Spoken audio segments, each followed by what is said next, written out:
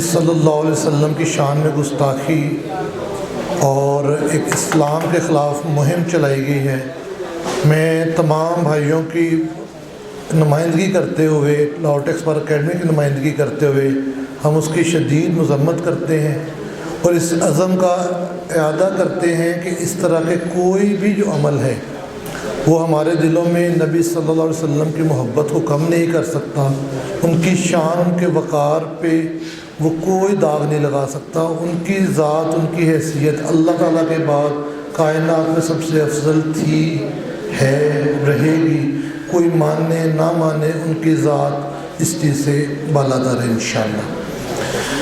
जो आज का अकेडमी का हमारा बाकायदा आगाज़ है, उसके लिए चूँकि अभी इनकम टैक्स रिटर्न 2020 जो है वो इन फील्ड है, तो हमने ज़्यादा फोकस किया हुआ है कि हम इनकम टैक्स रिटर्न्स के अंदर जो प्रॉब्लम्स हैं हम उनको ज़्यादा फोकस रखें ताकि जो मेंबरान हैं उनके लिए आसानी रहे और उनके लिए जो है वो चीज़ एक फैसिलिटेशन का बायस बने कि जो भी रिटर्न्स के अंदर मसाइल हैं, मामलात हैं। इसी हवाले से हमने पिछले सेशन के अंदर बड़ा थॉरली डिस्कस किया था सीमेंट डीलर्स को, पेट्रोल पंप्स को, और तीसरा हमारा मौजू था उसके ऊपर जो है जो हमने पहले डिस्कस किया था वो डिस्ट्रीब्यूटर्स के हवाले से सारा। अब आज के दिन का जो हमने मौजू चूज़ किया है, मज़ीद सवाल जवाब आएंगे, जो दोस्त अहबाब उस पर हुक्म करेंगे, सवाल करेंगे मेंबरान, हम उसको भी इंशाल्लाह साथ साथ ऑन बोर्ड लेंगे। तो लास्ट सेशन में हमारा थोड़ा सा जो रह गया था, आज हमने पहले कोशिश की उस एजेंडा को करें और इसके अंदर हम नेक्स्ट सेशंस में इंशाल्लाह मज़ीद इसको इम्प्रूव करेंगे। इम्प्रूव से मुराद है कि नए मौज़ूआत जो इनकम टैक्स रिटर्न के अंदर हमें ज़रूरत पेश आती है, सैलरी है, बिज़नेस है, और उसके बेशुमार उसके अंदर ऐसे ऐसे उसके पेचीदगियाँ हैं या ऐसे ऐसे उसके अंदर कह लें कि लीगल इश्यूज़ हैं जिनके ऊपर हमें महारत हासिल करना बड़ी ज़रूरी और नागुज़ीर है। और जितने अच्छे हम प्रोफेशनल होंगे उतना अच्छा हम प्रोफेशनल एडवाइस कर सकेंगे।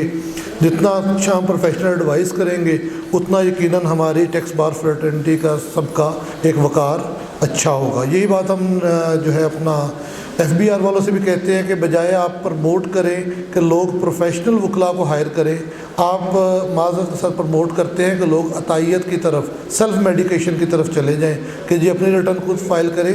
जो बंदा इनकम टैक्स ऑर्डिनेंस नहीं पढ़ा हुआ तो वो बंदा जो है वो अपनी रिटर्न फाइल नहीं कर सकता। उसको उसकी लीगैलिटी चंद कॉलम्स फिल करने का नाम नहीं है, लेकिन वो अपनी लीगैलिटी जब तक उसको हर कॉलम की, हर लॉ के, हर प्रोविज़न की नहीं होगी तो वो इसके ऊपर कोई काम नहीं कर सकता। आज के दोस्तों को आवाज़ आ रही पीछे? अगर थोड़ा सा आगे भी आ जाएं।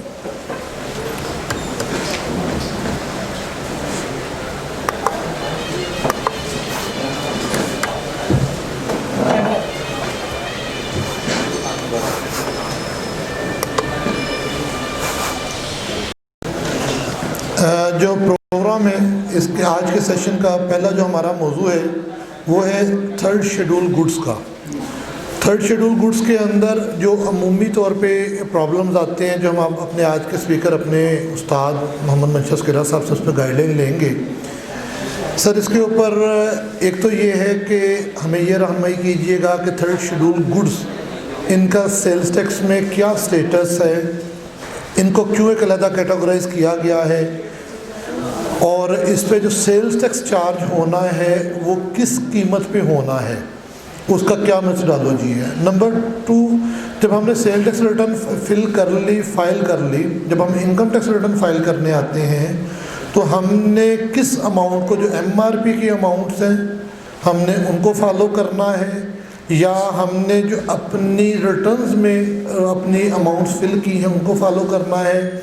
और स्पेशली मैं इस पे कहूँगा ये 1 जुलाई 2019 को बहुत सारी अशिया, वो जितनी एग्जाम्प्ट गुड्स वाली थी, दोस्तों को पता है कि वो शिफ्ट हो गई थी थर्ड शेड्यूल के अंदर।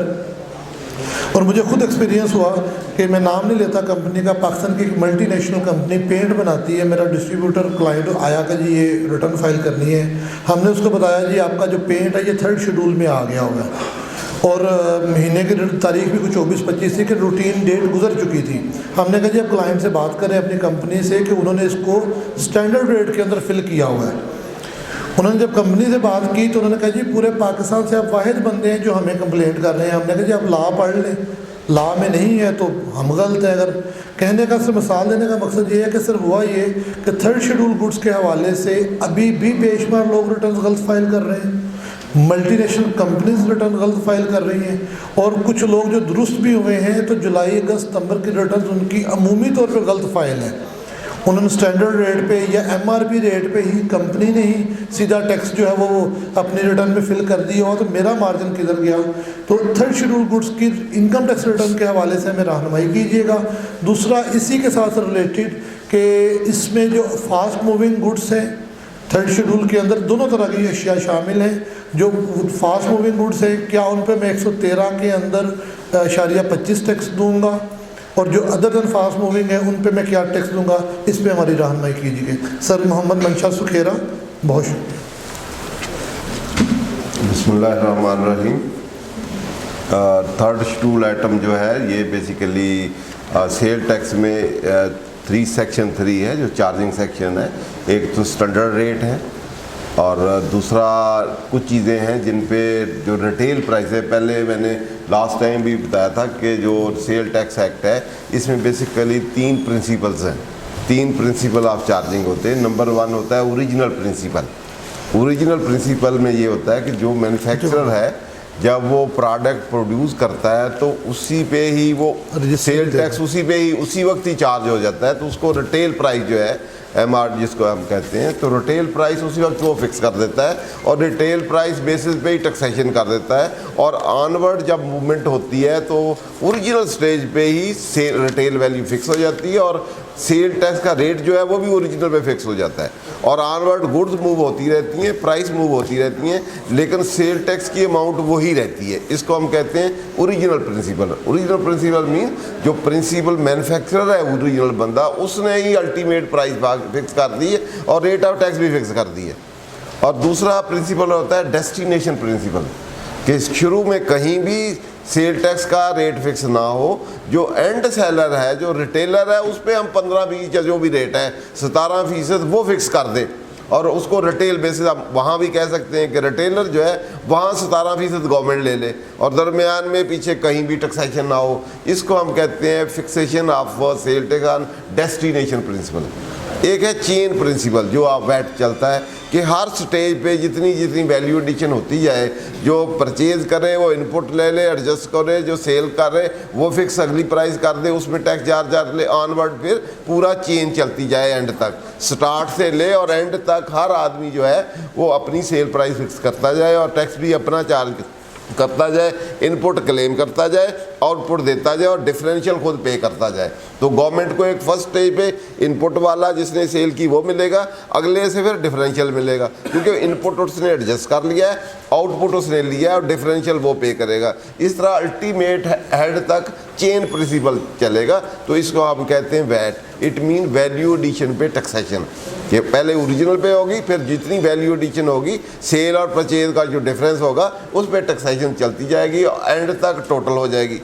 एक पहले वाले प्रिंसिपल में भी टैक्सेशन उतनी होगी क्योंकि स्टार्ट में ही रिटेल प्राइस फिक्स होकर टैक्सेशन हो गई और एंड तक वही टैक्सेशन चली, तो टोटल टैक्स गवर्नमेंट को स्टेट को वही गया। इसी तरह एंड प्राइस जो है उसमें फिक्स कर दें एंड पे, दरमियान में कहीं भी ना लें, तो उसके मुताबिक फिर एंड वाली प्राइस पे टैक्स ले लिया फिर भी सेम होगा। चेन पे चले तो पहले जो आपने कास्ट उसकी प्रोडक्शन कास्ट थी उस पर इनपुट हुआ, फिर अगली में एडिशन हुई, सेल वैल्यू प्रॉफिट ऐड हुए उस पर टैक्सेशन हुए, एंड तक रिटेल प्राइस तक एंड तक गया। कोई प्रिंसिपल भी अडॉप्ट किए जा सकते हैं, लेकिन हमारे सेल टैक्स एक्ट में सारे ही प्रिंसिपल हैं। पहले स्टैंडर्ड प्रिंसिपल है, कुछ रिटेल वाला भी फर्स्ट टायर प्रिंसिपल है, दूसरे रिटेल वाले भी हैं, वो दूसरा वाला भी है। ये रिटेल प्राइस वाले इसको जो जिसकी बात एहसन साहब ने की है ये ओरिजिनल प्रिंसिपल पे बेस करता है। तो सब सेक्शन 2 है आप सेक्शन 3 का, इसके तहत इसमें ओवर राइडिंग सेक्शन है, इसमें लिखा हुआ है नॉट विद स्टैंडिंग। जो आम प्रोडक्ट हैं या आर्टिकल्स हैं या गुड्स हैं उन पे स्टैंडर्ड रेट लगेंगे, या जो लॉ में है उसके मुताबिक लगेंगे। ये वो आइटम जो थर्ड शेड्यूल में है उन पे रेट 17% रिटेल प्राइस पे लगेगा। और रिटेल प्राइस जो है वो फिक्स किसने करनी है? दो लोगों के लिए ओरिजिनल प्रिंसिपल के मुताबिक। इंपोर्टर जो है इंपोर्टर उस पर फिक्स करेगा रिटेल प्राइस, और रिटेल प्राइस पे 17% लगेगा। इस तरह जो भी मैन्युफैक्चरर होगा वो उसकी रिटेल प्राइस फिक्स कर देगा और उस पर रेट लगा देगा। अल्टीमेट प्राइस जो होगी जो कंज्यूमर को जाएगी, जो रिटेलर कंज्यूमर को बेचेगा वो प्राइस यही फिक्स कर देगा। फिक्स करने के साथ साथ उसकी प्रिंटिंग भी होगी। जो आर्टिकल होगा या पैकेट होगा या कंटेनर होगा या लेबल होगा या कोई कवर होगा तो उसके ऊपर ये भी ज़रूरी है कि उसके ऊपर वो रिटेल प्राइस जो है वो बिफोर चार्ज ऑफ टैक्स और टैक्स या रिटेल प्राइस ही फिक्स कर दे कि ये रिटेल प्राइस है और इस पे ये टैक्स है, ताकि वो प्रोडक्ट से ही जाहिर होगा कि ये रिटेल प्राइस है और रिटेल प्राइस पे ये 17% है। ये वाली अमाउंट जो है विद रिटेल टैक्स के साथ इतनी अमाउंट बनती है। ये उस पर आप हम जैसे मेडिकल की कोई इक्विपमेंट देखें कोई चीज़ें तो उस पर लिखा होता है, बात दूसरी चीज़ें होती हैं उसके ऊपर ही लिखा होता है। कोई डिफरेंट आइटम आप खरीदें स्टोर से तो उस पर लिखा होता है, मैन्युफैक्चरर ने फिक्स की होती हैं कि ये इसकी रिटेल प्राइस है और रिटेल ये वाला टैक्स है, ये वाली अमाउंट ये है। तो ये थर्ड शेड्यूल में वो आइटम मेंशन्स हैं जिनकी रिटेल प्राइस इंपोर्टर की ही ड्यूटी है या मैन्युफैक्चरर की ही ड्यूटी है, वो फिक्स कर देगा रिटेल प्राइस भी उसकी, और रिटेल प्राइस के बाद टैक्स भी साथ इम्पोज या प्रिंट कर देगा उन पर। तो ये वाली अब ऑनवर्ड है कि वो मूवमेंट कैसे होगी, कैसे रिकॉर्डिंग होगी। पहला डिस्ट्रीब्यूटर या डीलर या ट्रेडर है कैसे रिकॉर्ड करेगा, फिर दूसरे वाला कैसे करेगा, फिर अल्टीमेटली जो रिटेल है वो ऐसे किस तरह रिकॉर्ड करेगा। ये रिकॉर्डिंग प्रोसीजर है। सेल टैक्स में तो सीधा सीधा है, आप सेल का रिटेल प्राइस लेंगे उसमें इनपुट लेंगे, वो तो इनपुट आउटपुट लेने के लिए इनपुट आउटपुट तो सेम ही चलेगा आपका, एंड तक वही इनपुट होगा वही आउटपुट होगा। अब डिफरेंशियल कहाँ आएगा? जब आप जो आपका इंपोर्टर या मैन्युफैक्चरर है वो बेचेगा एक चीज़ रिटेल प्राइस के साथ, पैसे कम लेगा। जब आपको बेचेगा सपोज 100 रुपये की चीज़ है 117 उस पर प्रिंट कर दिया, उसने कहा 100 रुपये इसकी रिटेल प्राइस है, 17 रुपये तो 117, लेकिन वो 117 की बजाय जो उसकी रिटेल प्राइस है 100, उसको 100 की बजाय आपसे 95 लेता है। तो इट मीन आपको वो डिस्काउंट दे रहा है, सेलर डिस्काउंट दे रहा है 5 रुपये, आप आगे अगले वाले को 3 रुपये डिस्काउंट ऑन करते हैं, अगले वाला 2 रुपये डिस्काउंट ऑन करता है। तो डिफरेंशियल जो है इट मीन प्राइस की पेमेंट जो कंसीडरेशन पेमेंट है वो उस प्राइस से कम है, उसको हम डिस्काउंट का नाम भी दे सकते हैं, उसका कमीशन का नाम भी दे सकते हैं, और दोनों भी हो सकते हैं कि हम कह सकते हैं कि 5% हमने डिस्काउंट दिया और 2% हमने कमीशन दिया।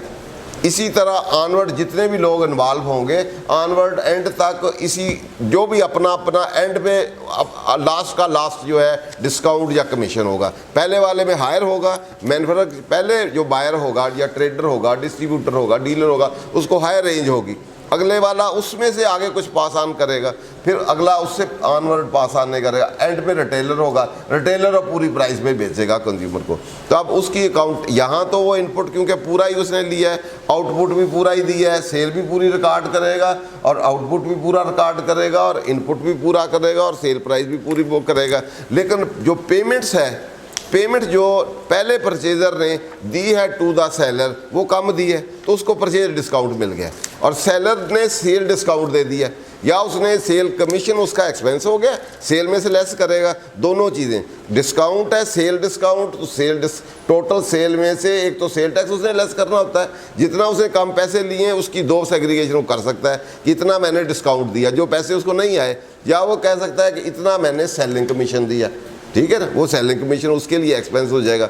और बायर के लिए वही परचेज, उसको हम परचेज डिस्काउंट कह लेंगे क्योंकि उसने प्राइस कम दी है ना, प्राइस उसने ज़्यादा ली है, परचेज वैल्यू ज़्यादा है, लेकिन सेल टैक्स उस पर ही है, लेकिन पैसे उसने कम दिए, जितने कम दिए उसको हम डिस्काउंट कह सकते हैं या उसको कमीशन भी कह सकते हैं। दोनों का पार्ट जितना उन्होंने एग्रीमेंट में लिखा हुआ है कि इतना मेरा डिस्काउंट है, इतना मेरा कमीशन है, कुछ भी नहीं है तो हम डिस्काउंट कह सकते हैं। तो परचेज वैल्यू जो उसकी होगी, अब पहले सेलर पॉइंट ऑफ व्यू से देख लेते हैं। मैन्युफैक्चरर जो सेल रिकॉग्नाइज करेगा टोटल में से वो सेल टैक्स लेस कर देगा, और लेस जो उसने कम पैसे लिए हैं उसको डिस्काउंट या कमीशन कर सकता है। तो इस तरह वो सेल नेट रिकॉग्नाइज कर सकता है। जो कमीशन डिस्काउंट पुराने तरीके में डिस्काउंट को डेबिट साइड पे भी शो किया करते थे सेलिंग एक्सपेंस में, या कमीशन को भी डेबिट साइड पे शो करते थे, लेकिन लेटेस्ट ये है कि क्योंकि that is directly attributed with sale, तो उसको सेल में से ही लेस करना चाहिए। सेलिंग कमीशन हो या डिस्काउंट, सेल डिस्काउंट हो तो सेल में से लेस करें। तो परचेज डिस्काउंट है तो परचेज में से लेस करें। परचेज के रिलेटेड कोई इंसेंटिव्स है, रिबेट है, डिस्काउंट है या किसी चीज़ है तो उसमें से लेस करें तो ज़्यादा अप्रोप्रिएट। तो उसको नेट करके परचेज भी रिकॉग्नाइज होगी, आपकी सेल भी रिकॉग्नाइज होगी। इसी तरह अगले चलेंगे। अगला जब परचेज करेगा तो वो जितनी इनवॉइस देखेगा उतनी, लेकिन उसके बाद कितना डिस्काउंट आया या जितने पैसे उसने दिए वो उसके मुताबिक नेट करके रिकॉग्नाइज करेगा। सेल जो होगी उसके मुताबिक एंड तक वो अपनी रियल ट्रांजैक्शन जो रिकॉर्डिंग अल्टीमेट होगी वो पेमेंट की होगी, जितने उसने रियल पेमेंट दी है और जितनी रियल पेमेंट दी आई है उसके मुताबिक एंड तक वो रिकग्निशन होगी। ऐसा ऐसा परचेज की वैल्यू बढ़ती जाएगी। पहले में कमीशन ज़्यादा था, दूसरे में ज़्यादा होगी, सेल उसी तरह कम होते होते एंड पे पूरी सेल होगी और पूरी परचेज होगी। ठीक है, इस तरह ये रिकॉर्डिंग आपकी एंड वाला जवाब होगा उसके पास एट द मैक्स वो जो डिस्काउंट परचेज का थोड़ा बहुत होगा, सेल पूरी होगी, वहाँ सेल टैक्स रह जाएगा। इस तरह आप रिकॉर्डिंग करते जाएंगे अपने। बेसिकली आपने डिस्काउंट या कमीशन इसको ऐड लेस करके परचेज में से लेस और सेल में से लेस और परचेज में से लेस करके इन ट्रांजैक्शन को रियल अकाउंटिंग के मुताबिक अपनी रियल जो है परचेजेज और रियल सेल रिकॉग्नाइज करनी है। सेल परचेज के रिकॉग्नाइज करने के लिए इसमें जितने डिस्काउंट्स होते हैं, जितनी इसमें रिबेट्स होती हैं या कंसेशंस होते हैं या सब्सिडीज होती हैं, वो सारी उसमें से लेस करके हम रिकॉग्नाइज करते हैं। कॉस्ट रिकॉग्नाइज करने के लिए सबसे पहले मैंने बताया था, सबसे पहले तो उसकी परचेज प्राइस होती है।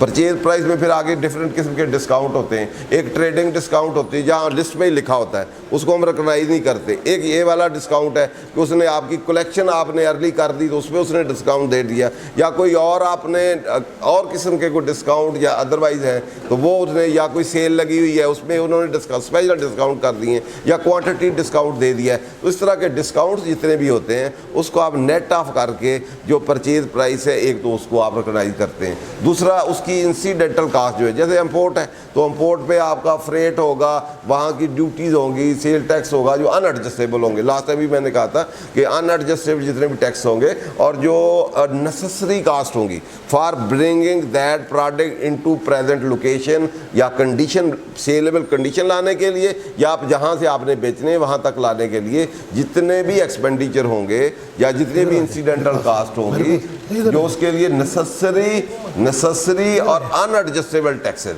वो आप उसका पार्ट बनेंगे। जो इनएफिशिएंसी कास्ट होगी वो उसका पार्ट नहीं बनाएंगे। तीसरा डिस्काउंट जो है जो आपने दिए ही नहीं पैसे उसमें से लेस कर लेंगे। इस तरह आपकी सेल परचेज की अकाउंटिंग और रिपोर्टिंग हो जाएगी।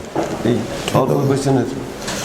प्रैक्टिकली जो डिस्ट्रीब्यूटर्स हैं वो बेसिकली तो कमीशन बेस पे अपनी कमीशन को उनकी कंसिडरेशन होती है, तो उनको जो अपनी रिटर्न फाइल करनी है वो परचेज को वो सारा, वो लास्ट टाइम हमने 3 कैटेगरी डिस्ट्रीब्यूटर की बताई थी। एक वो फिर दोबारा उसको रिपीट कर लेते हैं, ठीक है ना। वो हमने कहा था कि एक तो प्योर कमीशन एजेंट है ना, जो कि अपने नाम ना परचेज की इनवाइस लेता है और ना अपनी सेल की इनवाइस लेता है। वो तो अकाउंटिंग जो हमारा इनकम टैक्स है और सेल टैक्स है उसमें तो दोनों आपस में रिकंसाइल हो सकते हैं, क्योंकि ना वहाँ इसने इनपुट भी नहीं लेना और आउटपुट भी नहीं लेना, क्योंकि डायरेक्ट इनवाइस जो है वो मैन्युफैक्चरर ने डायरेक्ट जो है कंज्यूमर के नाम की दी हुई है। दरमियान में डीलर जो है या वो डिस्ट्रीब्यूटर जो है वो अपने नाम की परचेज सेल रिकॉर्ड नहीं करता और ना ही उसकी इनवाइस लेता है, ना गुड्स की जो रिस्क रिवार्ड या टाइटल है उसके नाम आता ही नहीं है और आगे भी वो ट्रांसफ़र नहीं में, तो वो कमीशन लेता है। कमीशन रिकॉग्नाइज करेगा और कमीशन की यहाँ रिटर्न देगा।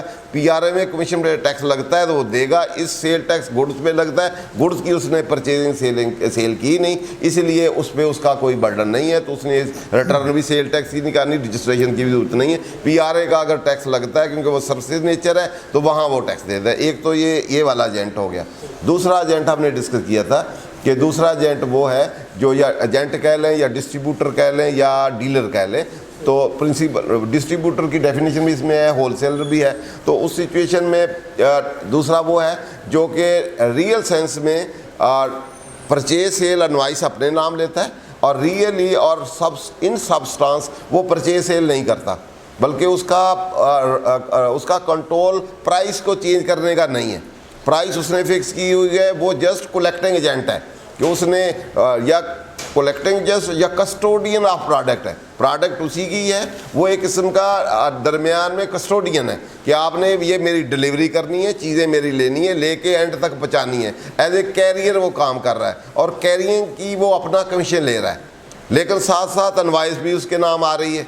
वो परचेज सेल उसी प्राइस पे, जिस प्राइस पे वो बेच रहा है उसी प्राइस पे आगे सेल कर रहा है। तो इस सिचुएशन में अब एक्चुअली उसके नाम ना उसका रिस्क रिवार्ड या उसका टाइटल गुड्स का उसके नाम नहीं आता, लेकिन अनवाइज पॉइंट ऑफ व्यू से एक्चुअल नहीं आता। फिजिकली गुड्स बाज़ दफ़ा उसके पास आती हैं, बाज़ दफ़ा नहीं भी आती, डायरेक्ट गुड्स जो है कंज्यूमर के पास जाती हैं, लेकिन वो दरमियान में ट्रांजैक्शन जो है उसके रहिए एंड तक होता है। परचेज भी उसके नाम इनवॉइस आती है, वो आगे सेल भी करता है, लेकिन प्राइस सेम रहती है, उसी प्राइस पे उसका कोई कंट्रोल नहीं होता। तो ये भी कमीशन एजेंट होता है, क्योंकि इसमें इसका अपना मार्जिन नहीं है। जहां आप प्राइस को ऊपर कम ज़्यादा कर सकें तो then you are trader commission agent.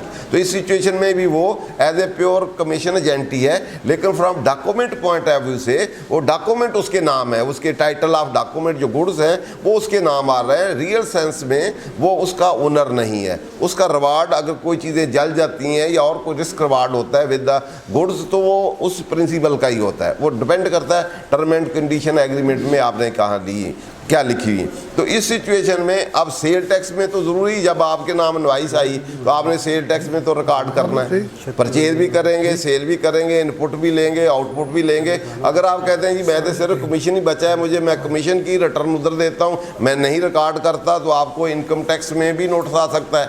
वो कहेंगे जी इधर सेल आपने डिक्लेयर की है, इधर आपने डिक्लेयर नहीं की, तो इस पर आपको क्यों ना 111 लगा दिया जाए, आपकी कंसीलमेंट इनकम बना दी जाए, इस तरह आपकी परचेज को भी क्यों ना कंसील बना दिया जब आपने सेल्फ डिक्लेयर की है।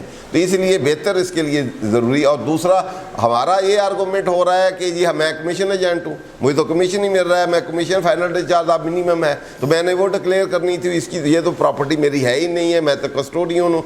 हमारे ये आर्गूमेंट, वो कहेंगे जी डिस्ट्रीब्यूटर और डीलर के लिए हमने स्पेशल रेट भी दिए हुए हैं, ठीक है, हमने वो जो 1.5% लगता है मिनिमम वो नहीं है, आपको तो मैंने कंसेशन दिया हुआ है कि 0.2 या जो भी रेट दिया हुआ है, तो आपको इसीलिए दिया हुआ है डिस्ट्रीब्यूटर को कि आप उसके ओनर नहीं है, तो आपको मिनिमम टर्नओवर वो लगाया हुआ है। तो बाकी आप पे जैसे वो कुछ डीलर हैं जो कलेक्शन भी होती है, 236G है जो सीमेंट के, ये वो वो भी आप एडजस्ट कर सकते हैं, दूसरे भी एडजस्ट करते हैं, तो आप पे मिनिमम रेट लगता है। तो रेट का पर्पज़ ही ये है कि आप मिनिमम रेट तभी आएंगे, डीलर होंगे जब डिस्ट्रीब्यूटर होंगे तो कंसेशन रेट अदरवाइज तो नहीं है। तो इसीलिए आप पूरी डिक्लेयर करें, ठीक है। डिक्लेयर नहीं करेंगे तो आपके लिए ये कॉन्सिक्वेंस आ सकते हैं, लेकिन उसमें आपको डिक्लेयर करके वो कंसेशन रेट आप पे है तो आप करना पड़ेगा, फिर आप इससे बच जाएंगे। अदरवाइज टोटल की टोटल सेल आपकी ऐड हो जाएगी, परचेज ऐड हो जाएगी, और वो अदरवाइज कमीशन तो आपका 1-2% है, लाइबिलिटी आपकी ट्रेडर से बल्कि प्रिंसिपल जो है आपका उससे भी ज़्यादा हो जाएंगी,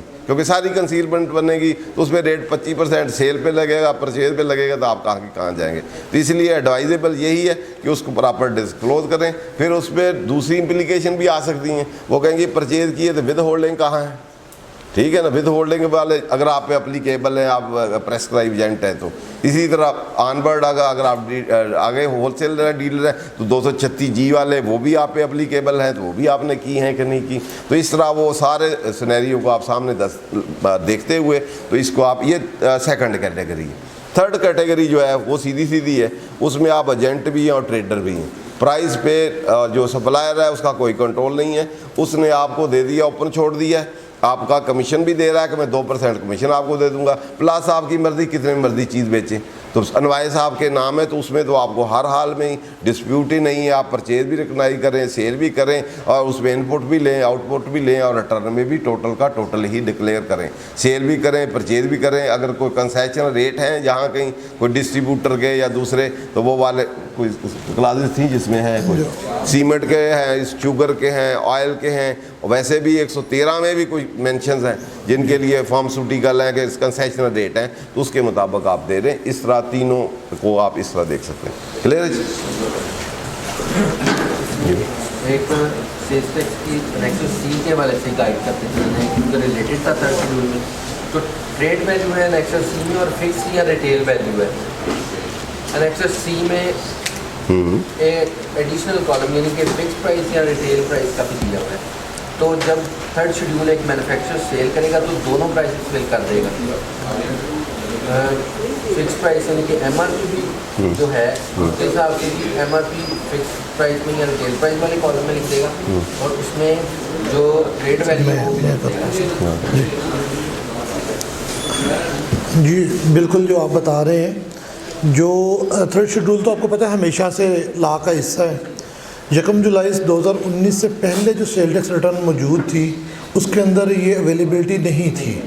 वहाँ पे ऐसे ही था कि हमें मैन्युफैक्चर, बल्कि उस टाइम पे इंपोर्टर शामिल भी नहीं थे, सिर्फ मैन्युफैक्चर शामिल थे।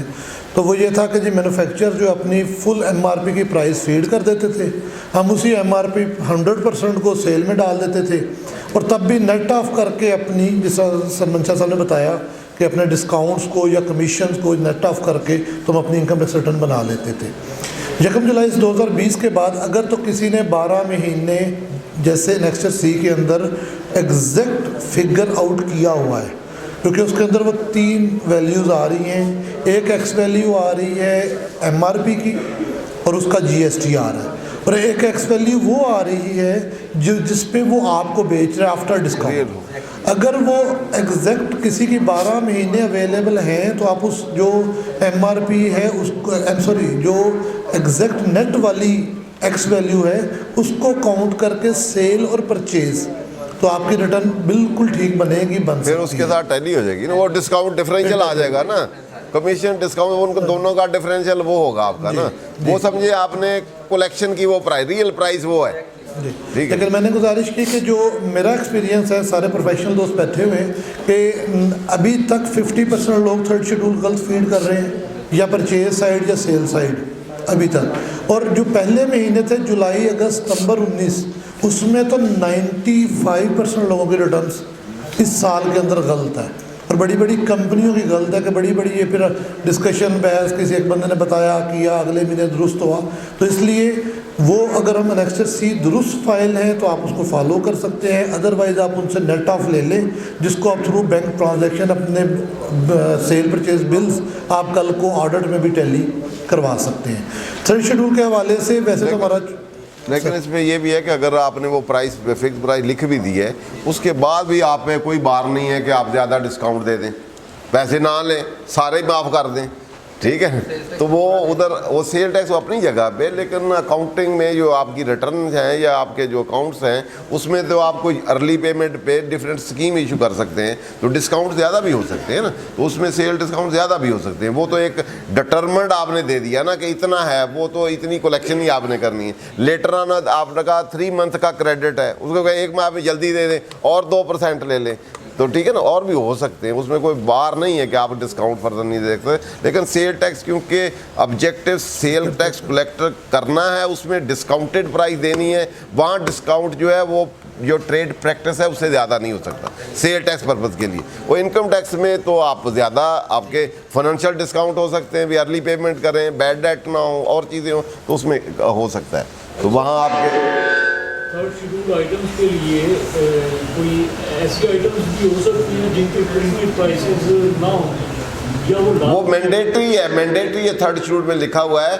कि इंपोर्टर के लिए और उसके लिए मैन्युफैक्चरर के लिए मैंडेटरी है कि उसके पैकेट पे या कवर पे या लेबल पे या जो उसकी जो भी आपका कवर चीज़ है उस पर आप प्रिंट करेंगे या इम्पोज करेंगे, या जैसे बॉटल है तो उस पर लगाएंगे या लेबल लगा के उसके ऊपर करेंगे, वो आप पे मैंडेटरी नहीं है, करेंगे तो उस पर आपकी पेनल्टी लगेगी। इसलिए इंपोर्टर के लिए और मैन्युफैक्चरर के लिए मैंडेटरी है, जो आइटम या आर्टिकल थर्ड शेड्यूल में स्टिपुलेटेड है, प्रेस्क्राइब है उनके लिए, उनके अलावा बाकी के लिए नहीं।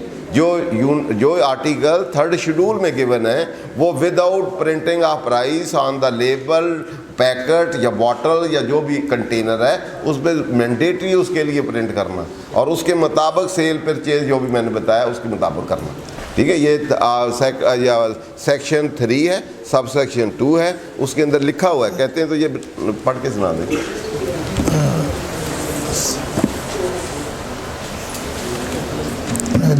ये सेल टैक्स एक्ट का सेक्शन 3 सबसेक्शन 2 है। Notwithstanding the provision of subsection 1, taxable supplies and import of goods specified in the third schedule shall be charged to tax at the rate of 17% of the retail price, or in case such supplies or imports are also specified in the 8th schedule at the rate specified therein and the retail price thereof, along with the amount of sale tax shall be legibly, prominently and indelibly printed or embossed by the manufacturer or the importer in case of imported goods on each article, container, packages, cover or label as the case may be। ठीक है, clear हो गया। उसे print भी करनी है article पे, packet पे, कंटेनर पे, जो स्पेसिफाइड है। थर्ड शेड्यूल, 8th शेड्यूल है कि थर्ड शेड्यूल? दोनों के लिए, दोनों के लिए, दोनों के लिए, थर्ड और 8 दोनों के लिए ये कंडीशन है। दोनों में जो प्रोडक्ट है उनके लिए जी।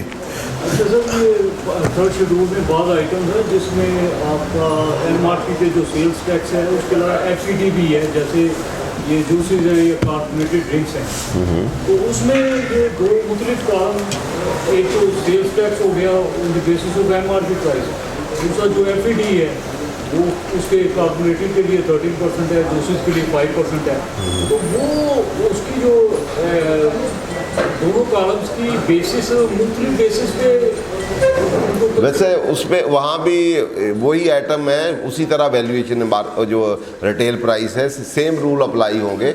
वहाँ अगर उसके लिए इनपुट नहीं है तो इनपुट नहीं होगा, जो वहाँ अगर इनपुट अलाउ है तो उसके मुताबिक होगा। ठीक है, अगर प्राइस वही होगी, ये नहीं कि यहाँ प्राइस और हो जाए वहाँ कुछ और फिक्स कर दी जाए। वहाँ भी जो वैल्यू ऑफ प्राइस है उसमें थर्ड जिसमें यूजली सेम है फिक्सेशन, वही वैल्यू जो चलेंगी इसके लिए। शुरू के अंदर जब लास्ट 2019 के बजट में ये चेंजिंग आई थी, कुछ चीज़ें जो FED में डाल दी गई, और ये शुरू के 4-5 माह में ये इश्यूज़ आए थे कि जी वहाँ पे ये थर्ड शेड्यूल अब फॉलो किया जाएगा या नहीं किया जाएगा। तो जहाँ तक मेरी यादाश्त काम करती है, उसके ऊपर फिर एक SRO FED का आया था, और उसमें उन्होंने वो गुड्स मेंशन कर दी थी कि इन पे वो सेम जो सेल टैक्स एक्ट के सेक्शंस और रूल्स हैं थर्ड शेड्यूल के वो अप्लाई होंगे। तो वो मज़ीद आप मैं बताता हूँ, क्योंकि बेसिकली ये फर्स्ट डे ऑफ जुलाई 2019 में जितनी भी आपकी स्टील प्रोडक्ट हैं इनको सेल टैक्स मोड में FED लग गई थी, और उसमें अगर आप इंपोर्ट पे या अदरवाइज इनपुट है तो वो यहाँ आपका यहाँ जो आप input output sale tax mode system में फेडरल एक्साइज लग गई थी। तो उसमें उस सिचुएशन में फिर जो आपने इनपुट पे दिया हुआ है सेल टैक्स, तो उसमें लगती फेडरल एक्साइज थी, तो फेडरल एक्साइज इनपुट पे लगी तो वो भी क्लेम आप कर सकते थे, और साथ जो सेल टैक्स लगा हुआ है वो भी उसी तरह क्लेम कर सकते थे। साथ फिर सेक्शन 7 है, सबसेक्शन 2 है, उसमें उन्होंने फिर सेल टैक्स बोर्ड में जो चीज़ें आएंगी उसके लिए उन्होंने पहले तो फेडरल गवर्नमेंट के पास पावर होती थी, तो फिर उन्होंने 2019 में वो board with the approval of minister in charge को दे दी कि ताकि सेल टैक्स के जो भी प्रोविजन अप्लाई करने हैं in the same manner in which sale tax पे अप्लाई होते हैं, वो उसी तरह फेडरल एक्साइज ड्यूटी के लिए उसी तरह ऑपरेटिव होंगे और उसी तरह अप्लाई होंगे। लेकिन उसको हमने चैलेंज किया हुआ है with regard to steel sector कि वो फेडरल गवर्नमेंट फेडरल गवर्नमेंट उसको नलीफाई, वो मुस्तफा बैक्स की एक जजमेंट है जिसमें फेडरल गवर्नमेंट को कहा गया था ये कैबिनेट है, इंडिविजुअल नहीं होता, तो हमने कहा उसको नलीफाई करने के लिए अमेंडमेंट आई है, ये पावर फेडरल गवर्नमेंट के पास ही होनी चाहिए। तो वो उस SRO या उसके तहत फेडरल गवर्नमेंट वो notify through notification in the official gazette declare कर सकती है कि ये ला इनके ये प्रोविजन इस तरह अप्लाई होंगे। लेकिन वहाँ रिटेल के, लेकिन उनमें भी ऑलमोस्ट यहाँ वाली जो वैल्यू का सेक्शन 246 है वही वाले को उधर बारो किया हुआ है। सेल टैक्स वाला जो है उसके सेक्शन 14 में या 15 जो है उसके अंदर रिटेल प्राइस के लिए या दूसरी वैल्यू ऑफ वो यहाँ वैल्यू ऑफ सप्लाई कहते हैं, वहाँ कहते हैं वैल्यू ऑफ ड्यूटीएबल गुड्स, उसके लिए यहाँ वाला सेक्शन सब सेक्शन जो 46 है आप 2 का वो उसी तरह ही बारो किया हुआ है कि उसके मुताबिक रिटर्न होंगी, तो इसलिए फिर उसी तरह ही थर्ड शेड्यूल की जो बात हो रही है, बात एक तो सेक्शन 21 सब सेक्शन उसका जो है CA है, इसको भी ज़रा जहन में रखिएगा। मैं उसको सेक्शन 21 सब सेक्शन 1 और उसका सब क्लास है CA।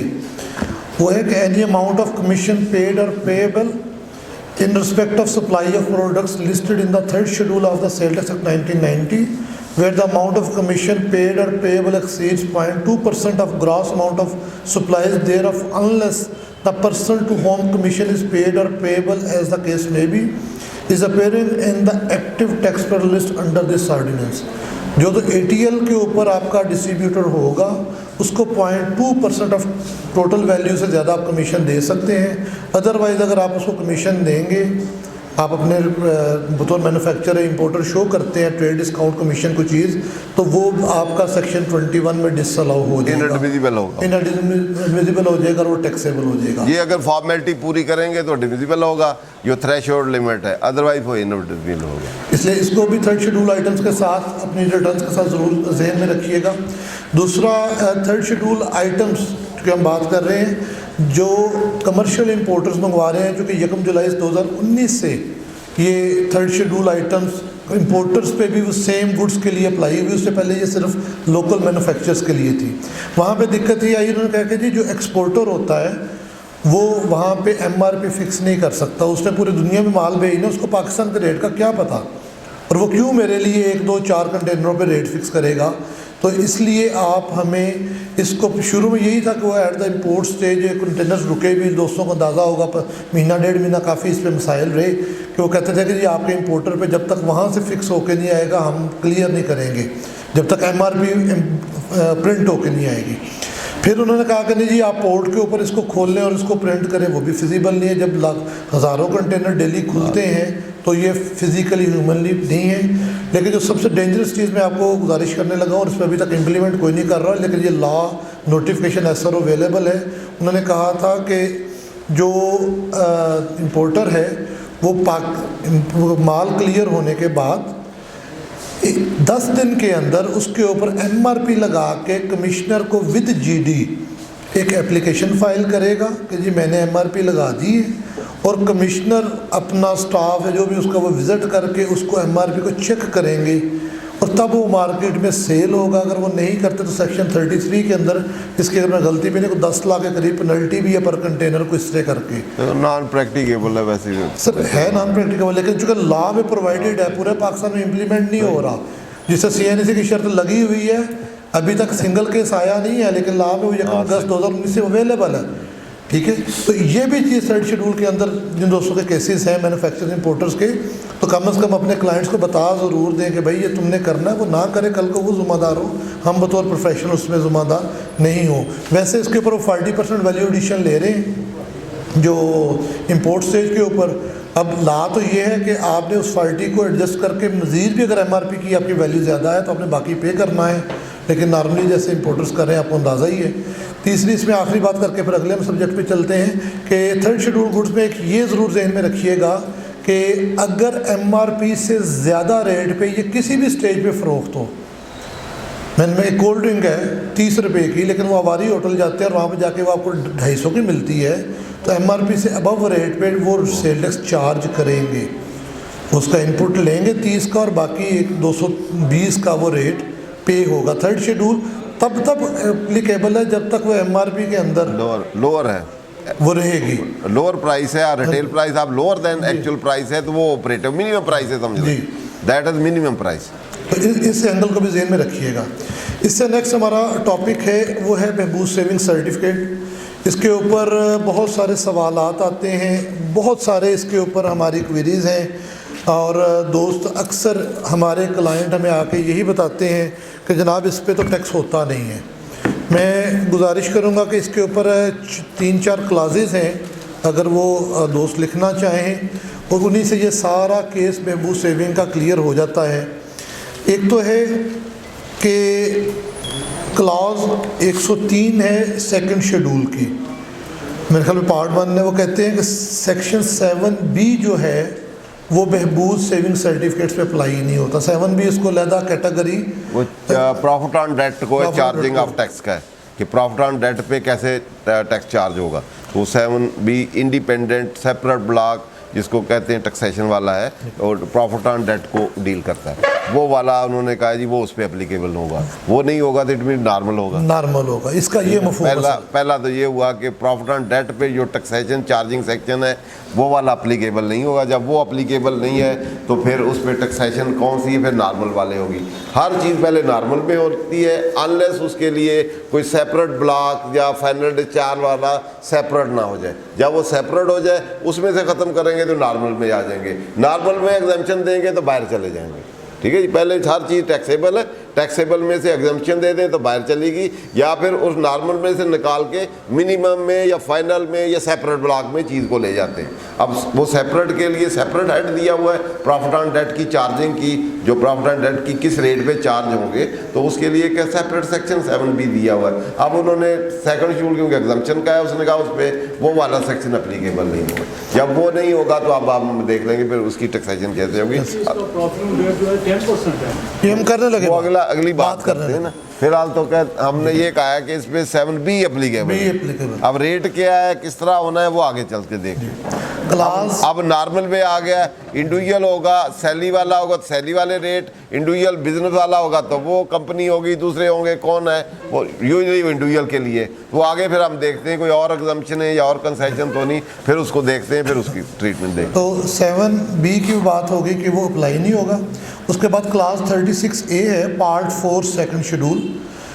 ये कहता है कि बहबूद सेविंग सर्टिफिकेट, और ये जो जितनी बात हम करें ये पेंशन बेनिफिट अकाउंट के लिए भी ये सेम एप्लीकेबल है, बहबूद सेविंग सर्टिफिकेट और पेंशन बेनिफिट अकाउंट। तो उन्होंने कहा जी इस क्लास का उन्होंने कहा कि सेक्शन 151 जो चार्जिंग सेक्शन है, विदहोल्डिंग सेक्शन है, वो अप्लाई नहीं होगा। बैंक चेंज या जहाँ जो भी सेविंग्स सेंटर्स हैं वो उनके लिए 151 में ज़रूरी है कि वो सर्टन रेट पे विद होल्ड टैक्स करें। वो चार्जिंग सेक्शन था, ये 151 जो है ये विद होल्डिंग टैक्स है या टैक्स कलेक्शन टैक्स है।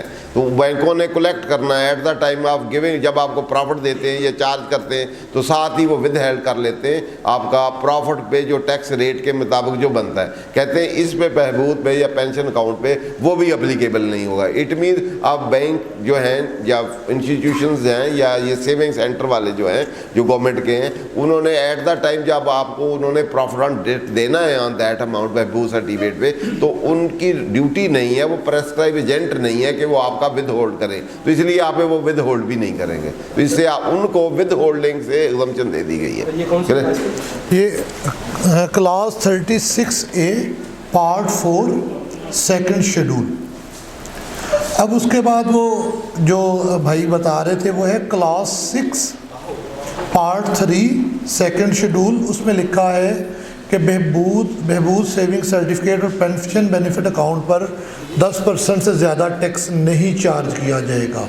तो सर इस पर अभी हमें रहनुमाई करें कि जो बहबूद सेविंग सर्टिफिकेट्स हैं इनकी इनकम नॉर्मल में चार्ज होगी या इसमें जो छोटे जिनके हमारे टैक्सेस छोटे प्रॉफिट्स हैं उनके लिए बेनिफिशियल है या ये ज़्यादा प्रॉब्लमेटिक है compare to section 7B? Basically क्योंकि ये टैक्स का जो रेट है 10% ये मैक्सिमम रेट है। अगर नॉर्मल रेट आपका कम होगा, जैसे सैलरी है, सैलरी की इनकम प्लस ये बहबूद दोनों को ऐड करें, ऐड करके आप उस पर टैक्स टोटल इनकम आ जाएगी 4 लाख उसमें से लेस हो जाएगा। उसके बाद उस पर टोटल पे आप टैक्सेशन कैलकुलेट करेंगे कि टैक्सेबल इनकम कितनी है और आपकी टैक्स अमाउंट क्या है। फिर एक एवरेज रेट कैलकुलेट कर लेंगे, इतना आपका टैक्स है, इतनी टैक्सेबल इनकम है, तो रेट डिवाइड करके मल्टीप्लाई 100 कर लें। आप देखें कि रेट क्या बनता है। अगर आपका रेट बनता है 10 से कम तो फिर वही लगेगा। अगर आपका 4% बनता है, 5 बनता है तो उतना ही लगेगा। फिर आपको कंसेशनल है 6% या डिफरेंशियल, वो आपको बच गया। जहां आपका वो एवरेज रेट 10 से अबव होगा तो 10 जितना अबव होगा वो जितनी आपकी बहबूद की इनकम है उतना आपको क्रेडिट मिल जाएगा, क्योंकि इस पे 10 से ज़्यादा नहीं लगना। अगर सपोज 12% आपका बन गया तो 2% आपका कैलकुलेट करें बहबूद वाली इनकम पे, वो लेस कर दें उसमें से, क्योंकि इसमें एट द मैक्स कितना लगना है 10%, 10 से ज़्यादा नहीं होना। उसमें 20 भी लग गया तो इसको 10% कंसेशन मिल जाएगा। जितना वो हायर रेट होगा एवरेज उतना इसकी रिलेटेड इनकम का उतना क्रेडिट मिल जाएगा, तो उतना आप क्रेडिट ले सकते हैं। तो इसलिए ये इनकम जो है टोटल में जहाँ भी ऐड होगी, ये ऐसे समझ लें कि दूसरी इनकम में बहुत ज़्यादा होगी, वो रेट ऊपर जाएंगे तो इसको कंसेशन मिलता जाएगा, अगर इससे कम होगा तो कम वाला ही रहेगा। It mean at the max इस पे रेट जो है वो 10% है, इसकी इनकम का एट द मैक्स जो रेट है वो 10% है। 10 से इस इनकम को किसी में इंक्लूड करें तो 10 से ज़्यादा नहीं हो सकता, 10 से कम हो सकता है, 0 हो सकता है, 1 2 3 4 5 10 तक, 10 से ऊपर नहीं। 10 के ऐड करने से 10 से ऊपर होगा तो उतना आप क्रेडिट ले सकते हैं। ठीक है जी, चलिए। जो इसमें हमें थोड़ा सा हमें अपने मुकन्ना का समझ आता है कि उन्होंने इस पर ये क्यों किया हुआ है। अगर तो मेरी सिर्फ महबूब सेविंग सर्टिफिकेट की इनकम है और 4 लाख रुपए तक है, तो अगर मेरा बैंक में होता तो मुझे कम से कम 40,000 मेरा विथहेल्ड हो जाता। और अब मैं 4 लाख तक इनकम, वो छोटे यानी कि जिनकी कम इन्वेस्टमेंट्स हैं, जो थोड़ा गरीब या जो कम अपने वसाइल रखते हैं, उन लोगों को फैसिलिटेट करने के लिए चार्जिंग से भी बचा दिया गया और 4 लाख तक उसको एग्जेम्पशन नॉर्मल इनकम की जो अवेलेबल है वो अवेल करेगा। दूसरा इसका फ़ायदा ये है कि इसके अगेंस्ट चूँकि ये नॉर्मल इनकम है, आपका कोई भी एडवांस टैक्स कहीं पे भी विदाउट हुआ है वो भी आप एडजस्ट कर सकते हैं, वो एडजस्टेबल है, वो भी आपकी लाइबिलिटी को रिड्यूस करेगा। जैसे अदरवाइज वो सेपरेट ब्लॉक ऑफ इनकम में वो उसको बेनिफिट नहीं देता। ठीक हो गया, तो ये इसके अंदर थोड़ा सा पर्पज़। और तीसरा इसको फिर भी कहा गया क्योंकि दूसरे में अगर आप जाएँ ना 7B के अंदर, तो जब आप 36 मिलियन से अबव अगर आपका बैंक प्रॉफिट है तो वो नॉर्मल इनकम में चला जाता है, जिसका 35% तक रेट है। तो यहाँ पे आप चाहे जितना भी ले लें तो 10 से अबव नहीं जाना। तो ये 3 बेनिफिट्स इसको अवेलेबल है साथ साथ। ये बेसिकली ये मोबिलाइजेशन ऑफ सेविंग और जो स्मॉल इन्वेस्टर्स या छोटे इन्वेस्टर्स हैं उसको प्रमोट करने के लिए, और दूसरी ये सेविंग स्कीम जो है इसको प्रमोट करने के लिए, ताकि 4 लाख हो तो उसको वैसे ही 0, अप टू 4 लाख तो 0 ही हो, 4 लाख से ऊपर हो तो स्लैब रेट है, फिर इंसेंटिव दे दिए जाए। एट द मैक्स 10 से ऊपर जाए तो फिर इसको 10 पे ही वहीं इसका थ्रेश होल्ड लिमिट कर रख दिया जाए। तो इसलिए 10 तक एट द मैक्स टैक्सेशन की। सर इसी के साथ हम एक रहनुमाई करें ये बहबूद के साथ, जो कि बैंक से रिलेटेड बात। आजकल एक बहुत ज़्यादा इशू आ रहा है कि प्रॉफिट ऑन डेट का बैंक हमारा सेक्शन 151 के अंदर 10% टैक्स चार्ज कर रहे हैं, विद होल्ड कर रहे हैं। और जब सिस्टम पे हम जाते हैं, ये मैं कन्फ्यूजन दोस्तों की बयान कर रहा हूँ, जो दोस्त करते हैं वो कहते हैं कि जी हम जाते हैं 151 का सेक्शन ढूंढते हैं, पूरी रिटर्न में हमें सेक्शन ही नहीं मिलता, इसकी फीडिंग हमने कहाँ करनी है। तो जो सेक्शन 7B है जो प्रॉफिट एंड डेट को डिस्कस करता है, अब सेक्शन 7B के रेट्स डिफरेंट हैं, सेक्शन 151 के विद होल्डिंग के रेट डिफरेंट हैं। दोनों में से चार्जिंग कौन सा है, मशीनरी कौन सा है, मैंने पे किसके अंदर करना है और किन रेट्स पे करना है, और दूसरा क्या ये सेपरेट ब्लॉक ऑफ इनकम है या इसके ऊपर भी अगर जो डिफरेंस आ रहा है विद होल्डिंग का और चार्जिंग का 7B का और 151 का, मेरा कोई भी दीगर एडवांस टैक्स या रिफंड या कोई चीज़ अवेलेबल है तो क्या मैं उसके साथ उसको एडजस्टमेंट ले सकता हूँ या नहीं ले सकता, इस पर हमारी रहनुमाई करें। बेसिकली जो चार्जिंग सेक्शन है वो प्रॉफिट ऑन डेट का 7B है। तो 7B के लिए जहाँ कहीं बाज़ दफ़ा तो चार्जिंग सेक्शन के लिए फर्स्ट रूल में सेपरेट रेट दे दिए जाते हैं, जैसे सैलरी वाले हैं, ये वो सैलरी को ही अगर आप देख रहे हैं, हम कंपैरिजन कर लें अंडरस्टैंडिंग पर्पज़ के लिए, तो सैलरी के रेट तो फर्स्ट रूल में दिए हुए, विद होल्डिंग वाले रेट भी वहीं दिए हुए हैं, लेकिन विद होल्डिंग के बेसिस अलग हैं। तो इसलिए बाद में जैसे प्रॉपर्टी के चार्जिंग अलहदा है तो दूसरे विद होल्डिंग अलहदा है। तो इसी तरह जो प्रॉफिट ऑन डेट है इसके चार्जिंग के रेट्स अलहदा दिए हुए हैं फर्स्ट रूल में, अलहदा उसकी डिवीजन है, और विद होल्डिंग के अलहदा है। जहाँ कहीं सेम रेट हो फिर तो उसमें कोई मसला नहीं है, लेकिन चार्जेबिलिटी जो है, जो चार्जिंग सेक्शन जो होते हैं उसको हम स्ट्रिक्टली कंक्लूड करते हैं, ना उससे कम ना ज़्यादा, अनलेस एग्जम्पशन ना हो या कोई टैक्स क्रेडिट ना हो, तो अदरवाइज चार्जिंग सेक्शन से लायबिलिटी डिटरमिन होती है। तो इसमें सेक्शन 7B जो है वो उसमें जो लिखा हुआ है कि इन प्रॉफिट और डेट, जितने भी प्रॉफिट ऑन डेट पे हैं उन पे टैक्स लायबिलिटी चार्जेबल जो होगी वो सेपरेट ब्लॉक में या इन रेट के मुताबिक होगी। पहले उसके मुताबिक हम उसकी प्रॉफिट एंड डेट की इनकम डिटरमिन करेंगे, कोई एग्जाम्पशन या उसमें उसमें कोई है अलाउबल है डिडक्शंस वो कर लेंगे। करने के बाद उस पर जो उसके रेट हैं उसके मुताबिक लायबिलिटी होगी। अगर कोई फाइनल विद होल्डिंग जो है वो कलेक्टिंग एजेंट है जो आपको दे रहा है, उसने अपने जो रेट उसके लिए फिक्स हुए हैं उसके मुताबिक वो करेगा। वो जो विद होल्डिंग एजेंट या टैक्स कलेक्टिंग एजेंट जो है, जो प्रेस्क्राइब बैंक हैं या फाइनेंशियल इंस्टीट्यूशंस हैं या सेविंग स्कीम वाले हैं, तो उनके लिए जो रेट फिक्स है या जो प्रेस्क्राइब रेट हैं वो उन पे विद होल्ड करेंगे और जो लिमिट होगी उसके मुताबिक करेंगे।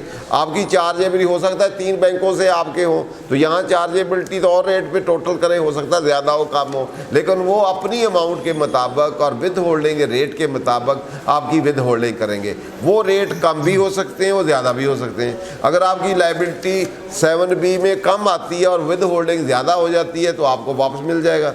अगर आपकी कम है तो आपके फिर डिफरेंशियल आपने देना है। डिफरेंशियल आपने जो देना है वो आप पेमेंट भी कर सकते हैं। किसी और हेड में विद होल्डिंग हुई है वो भी एडजस्ट कर सकते हैं। आप नहीं कुछ भी नहीं विद होल्ड हुआ हुआ तो आप खुद भी जमा करा सकते हैं। इसलिए वो विद होल्डिंग वाले हैं, ये आपके चार्जिंग है। अगर फाइनल बाज़ दफ़ा तीसरी कैटेगरी है कि विद होल्डिंग को फाइनली डिक्लेयर किया हो, तो वो जहाँ कहीं फाइनल डिक्लेयर किया हुआ है तो फिर जो विद होल्ड हुआ है वही हुआ, उसको डिडक्टेबल या डिडक्टेड या कलेक्टेड या कलेक्टेबल लिखा हो कि ये फाइनल डिस्चार्ज है, तो फिर जिस पे विद होल्ड होना था या किया है वही फाइनल डिस्चार्ज होगा, फिर उस पे ये वाला 7B नहीं लगेगा। तो उस पे आप देख सकते हैं कि चार्जिंग आपका नॉर्मल में आता है, फाइनल में आता है, मिनिमम में आता है। चार्जिंग सेक्शन आपका 7B है, उसके मुताबिक आप देखें जी। इसका मतलब है कि प्रॉफिट एंड डेट जो है वो 10% रेट है, लेकिन वो सिस्टम उसको वो विद होल्डिंग का रेट है जी, वो विद होल्डिंग का रेट है, वो चार्जेबिलिटी का रेट नहीं है। चार्जेबिलिटी का आप चार्जेबिलिटी में देखेंगे उतना उसमें कितना है। वो कन्फ्लिक्ट नहीं है, वो 15% जो डिफरेंस है वो पे ऑफ। हाँ जी, पे देना, कोई कन्फ्लिक्ट नहीं। वो विद होल्डिंग का 2% भी हो सकता है, उधर लिख दें 2% है तो ये तो नहीं कि आप कहेंगे 2% है, वो आपने 15 ही देना है। लिखने से विद होल्डिंग का कंसेशन आपको दे दिया कि आपको बजाय 15 करने के दूसरे एडजस्ट कर लें। आप बिजली में कट गया, उधर पे कट गया, बैंकों में वो भी एडजस्ट कर लें, उधर आपका कम डिडक्शन किया है। आइंदा कह दें तो बढ़ा देंगे, वो कह देंगे 20% रिडक्शन कर लेंगे, 15 टैक्स दे लेना, 5 वापस लेना 5-6 साल में। ठीक है जी, इसके ऊपर कोई सवाल और नहीं तो हम नेक्स्ट अपने चलते हैं इंशाल्लाह। नेक्स्ट हमारा टॉपिक है ट्रेडर की रिटर्न्स। ट्रेडर मैं उनकी बात कर रहा हूँ जिनको दिसंबर 2019 में थ्रू एक्ट जो है एक स्पेशल रिलीफ दिया गया। इसके ऊपर सिर्फ 2-4 चीज़ें मैं यादाश्त के लिए रिमाइंड करवाना चाहता हूँ। दोस्तों ने सबने पढ़ी हुई है और माशाल्लाह सारे प्रोफेशनल्स हैं। नंबर 1 तो ये है कि इसमें ये सिर्फ इंडिविजुअल प्रोप्राइटरशिप को अवेलेबल है, AOP कंपनी इसको अवेल नहीं कर सकती।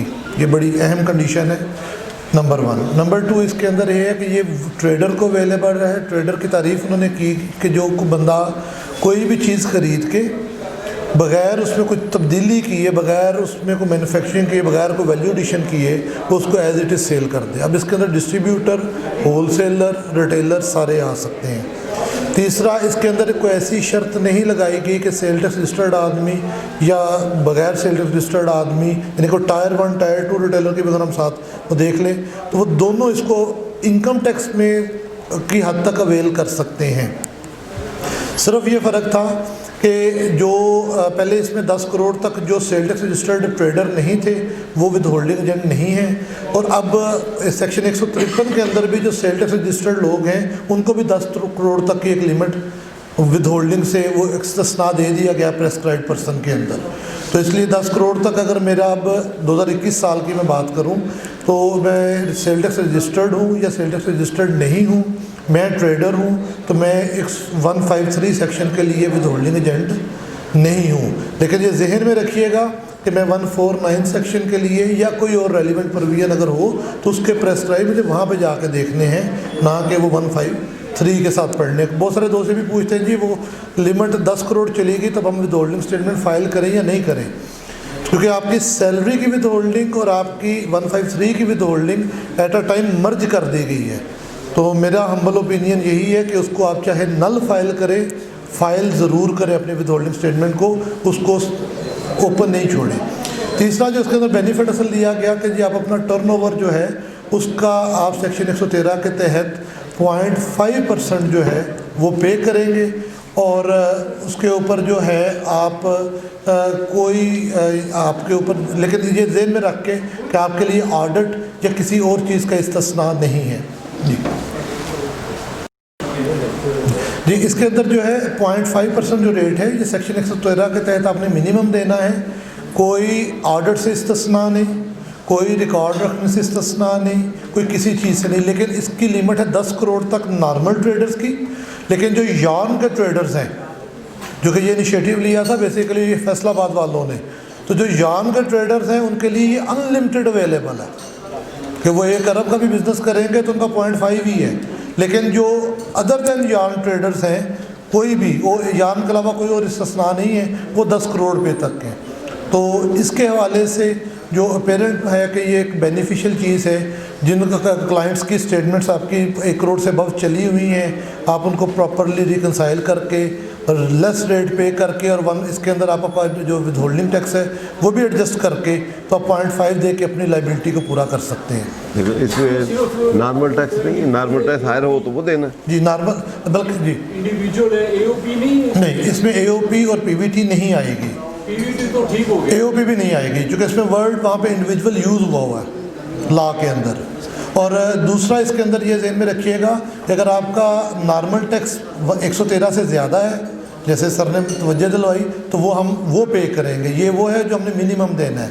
और एक और भी कंडीशन इसके अंदर है कि अगर आपने टैक्स ईयर 2018 में कोई टैक्स दिया हुआ है, मतलब 2018 में आपकी सेल थी 3 करोड़ 1.25 रेट था, मैं 4.25 लाख जमा करवा चुका हूँ, अब मेरी सेल हो गई 5 करोड़ 5 बना 2.5 लाख रुपया, तो मैंने 4.25 फिर भी देना है कि 2018 का रेट जो है वो हायर हो, ये 0.5 हायर हो, एक रेट मैंने देना है, 2018 के रेट से मैं लेस पे नहीं आ सकता। तो ये भी इसके अंदर एक टेक्निकलिटी है। इस पे ऊपर कोई सवाल नहीं तो आगे चलें। सर से हमने बड़ी अभी एक अहम कैपिटल गेन के ऊपर बड़ी डिटेल हमने रहनुमाई लेनी है, इस पर कोई सवाल कुछ छोटा या कुछ चीज़ है। छोटी सी एक बात इसके अंदर है, ई पे इम्पेक्ट ऑफ मिनिमम टैक्स रजीम, बड़ी डिटेल से हम बातें कर चुके हैं कमर्शियल इंपोर्टर की, बड़ी डिटेल से हम बातें कर चुके हैं अपनी बाकी की। इसके ऊपर बेसिकली तो सबसे बड़ा जो इम्पेक्ट है वो आपको अपनी रिकॉर्ड कीपिंग है। दूसरा इम्पेक्ट है कि आपको अपने जो ओपनिंग बैलेंसेस हैं, स्पेशली जो आपकी मैन्युफैक्चर या ट्रेडर्स या इंपोर्टर्स की रिटर्न्स हैं, ठीक है, वहाँ पे आपको इसकी ज़रूरत पड़ेगी कि वो ओपनिंग स्टॉक या ओपनिंग चीज़ों को आपने यहाँ पिछले लेक्चर में डिटेल से बात कर चुके हैं। इसका एक ये भी इम्पेक्ट है कि चूँकि वो फाइनल से निकल गई, ये 113 में भी जाएगी, ठीक है, क्योंकि पहले फाइनल में सेपरेट थी तो 113 में भी जाएंगी। इसका एक बेनिफिट भी है, शायद बड़ी अजीब लगे आपको बात, बेनिफिट ये है कि जब अभी वर्कर्स वेलफेयर फंड के नोटिस आएंगे तो नॉर्मल और मिनिमम में आपने अपनी इनकम जो बिज़नेस इनकम है 5 लाख से ज़ायद, सिर्फ उसके ऊपर 2% टैक्स देना है, और जो FTR है उसका रसीद का 4%। अब इंपोर्ट एक्सपोर्टर का आप दे रहे हैं 1% इनकम टैक्स, और अगर उसको आपको देना पड़ जाएगा कल को वर्कर्स वेलफेयर 4%, तो ये बड़ा हार्श है, लेकिन लॉ में ऐसे ही अवेलेबल है। पहले लेक्चर में ये बड़ी डिटेल से बात इस पे हुई थी। हम कोशिश करेंगे कि वर्कर्स वेलफेयर फंड के हवाले से PRA के साथ, क्योंकि पंजाब गवर्नमेंट का भी ये मौजू है, तो उस पर वो कोऑर्डिनेशन चीज़ें मज़ीद करें। लेकिन ये बेनिफिट भी आप कह लें, इसका हर कहते हैं ना वो बुरी चीज़ का कोई फ़ायदा भी होता, तो ये उसका एक बेनिफिट भी अवेलेबल है। तो ये कुछ चंद चीज़ें थी जो मेजर इम्पैक्ट्स हैं FTR से मिनिमम में आने के, और काफ़ी सारी डिटेल इस पर हम पिछले लेक्चर्स में कर चुके हैं। अब आज के लेक्चर का सेशन का जो एक इंतहाई अहम है वो है, और बड़ी इस पर मुझे आपकी भी तवज्जो चाहिए और सर हमारी इंशाल्लाह बड़ी अच्छी रहनुमाई करेंगे, वो है कैपिटल गेन। मैं कोशिश करूंगा कि कैपिटल गेन के हवाले से सवालात सर के सामने रखता जाऊं, उनके हम इल्म से इस्तिफ़ादा करते जाएं और फिर आप दोस्तों के भी जो सवालात होंगे हम उनसे भी इस्तिफ़ादा करेंगे। सर इसमें हमें क्वेश्चन जी सर एक तो ये सेपरेट रिटर्न आएंगे जी जी 10 मिलियन तक, जी सर एक वो उसमें, और ये 100 मिलियन की आपने बात की, जी। इसमें जो टाइप्स है, 8 टाइप्स ऑफ ट्रेडर इसमें आ जाएंगे। जो 10 मिलियन तक की है वो सिर्फ जो उन्होंने छोटे ताजरों के लिए दी। ये फर्स्ट सेशन में हमारा डिस्कशन हुआ था, जो 200 अवेलेबल थे। मैं दोहरा देता हूँ कि जो हमारा पॉइंट ऑफ व्यू है वो मैंडेटरी है कि जो अगर आपका 10 मिलियन तक टर्नओवर है और आप ट्रेडर हैं, ठीक है, तो आप वो सेपरेट वो जो प्रेस्क्राइब की गई है वो फाइल करेंगे। बेनिफिशियल उसमें ये है कि उसमें कॉलम्स शार्ट कर दिए गए हैं, कंपटीशंस, चीज़ें, गैर ज़रूरी सेक्शंस काफ़ी सारे जो अदरवाइज रिलेटेड होते हैं वो निकाल दिए गए हैं। वेल्थ स्टेटमेंट को बड़ा शार्ट कर दिया गया है कि आपने सिर्फ नई परचेज सेल बतानी और रिकनसाइल दे देना है, अब सारी चीज़ें दोबारा रिप्रोड्यूस करने की ज़रूरत नहीं है। लेकिन अगर आप 10 मिलियन से अबव हैं तो फिर आपने नॉर्मल रिटर्न ही फाइल करनी है। और नॉर्मल रिटर्न में ये 0.5 का रेट अवेलेबल है। नॉर्मल रिटर्न में शुरू में ये प्रॉब्लम था, लेकिन अभी जो करंट पिछले 10-15 दिन से ये रेट अवेलेबल है और आप 113 में 0.5 दे के अपनी liability, all type of traders, उसमें कहीं तखसीस नहीं है कि सेल टैक्स रजिस्टर्ड हो या ना हो, सिर्फ इंडिविजुअल होना शर्त है। इसको ज़रूर जहन में रख के सर कैपिटल गेन के हवाले से काफ़ी सारे प्रॉब्लम्स हैं दोस्तों के। एक इंशाल्लाह उम्मीद है कि सेशन बड़ा फ्रूटफुल होगा हमें वो चीज़ें समझने के लिए। सबसे पहले तो मैं ये गुजारिश करूँगा कि हमें ये रहनुमाई करें कि एक प्रॉपर्टी हमने 2016 में ख़रीदी या 17 में ख़रीदी, जब लॉ के अंदर टाइम लिमिट थी 3 साल की या 4 साल की। 2019 में आकर जब मैंने सेल की, यहाँ पे टाइम लिमिट उन्होंने प्लॉट की बढ़ा के एक्सीड कर दी 8 साल की। तो अब जब टाइम मैंने 2020 के अंदर अपनी रिटर्न फाइल की तो मैं कौन सा रेट 2016 में जब मैंने प्रॉपर्टी ख़रीदी थी, 4 साल की लिमिट थी, रेट्स डिफरेंट थे, वो मुझ पे अप्लाई होंगे कैपिटल गेन कैलकुलेट करते हुए, या जब 2020 के अंदर जो एप्लीकेबल रेट्स हैं, ये पता है सबसे महंगा साल है कैपिटल गेन का, टाइम लिमिट के अतबार से सबसे लंबा साल है और रेट्स के अतबार से सबसे महंगा साल है।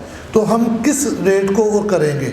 और दूसरा इसके ऊपर एक हमें जर्नल भी बताएं कि जब हमने कैपिटल गेन कैलकुलेट करना है तो हम किस किस चीज़ को अपनी कास्ट का पार्ट बना के अपने प्रॉफिट में से, गेन में से माइनस कर सकते हैं, ताकि हमारे यहाँ जो टैक्सेबल, हम अमाउंट भी पूरी डिक्लेयर करें और हमारा जो पोर्शन है जो जिससे टैक्सेबल होना है वो भी लेस हो जाए।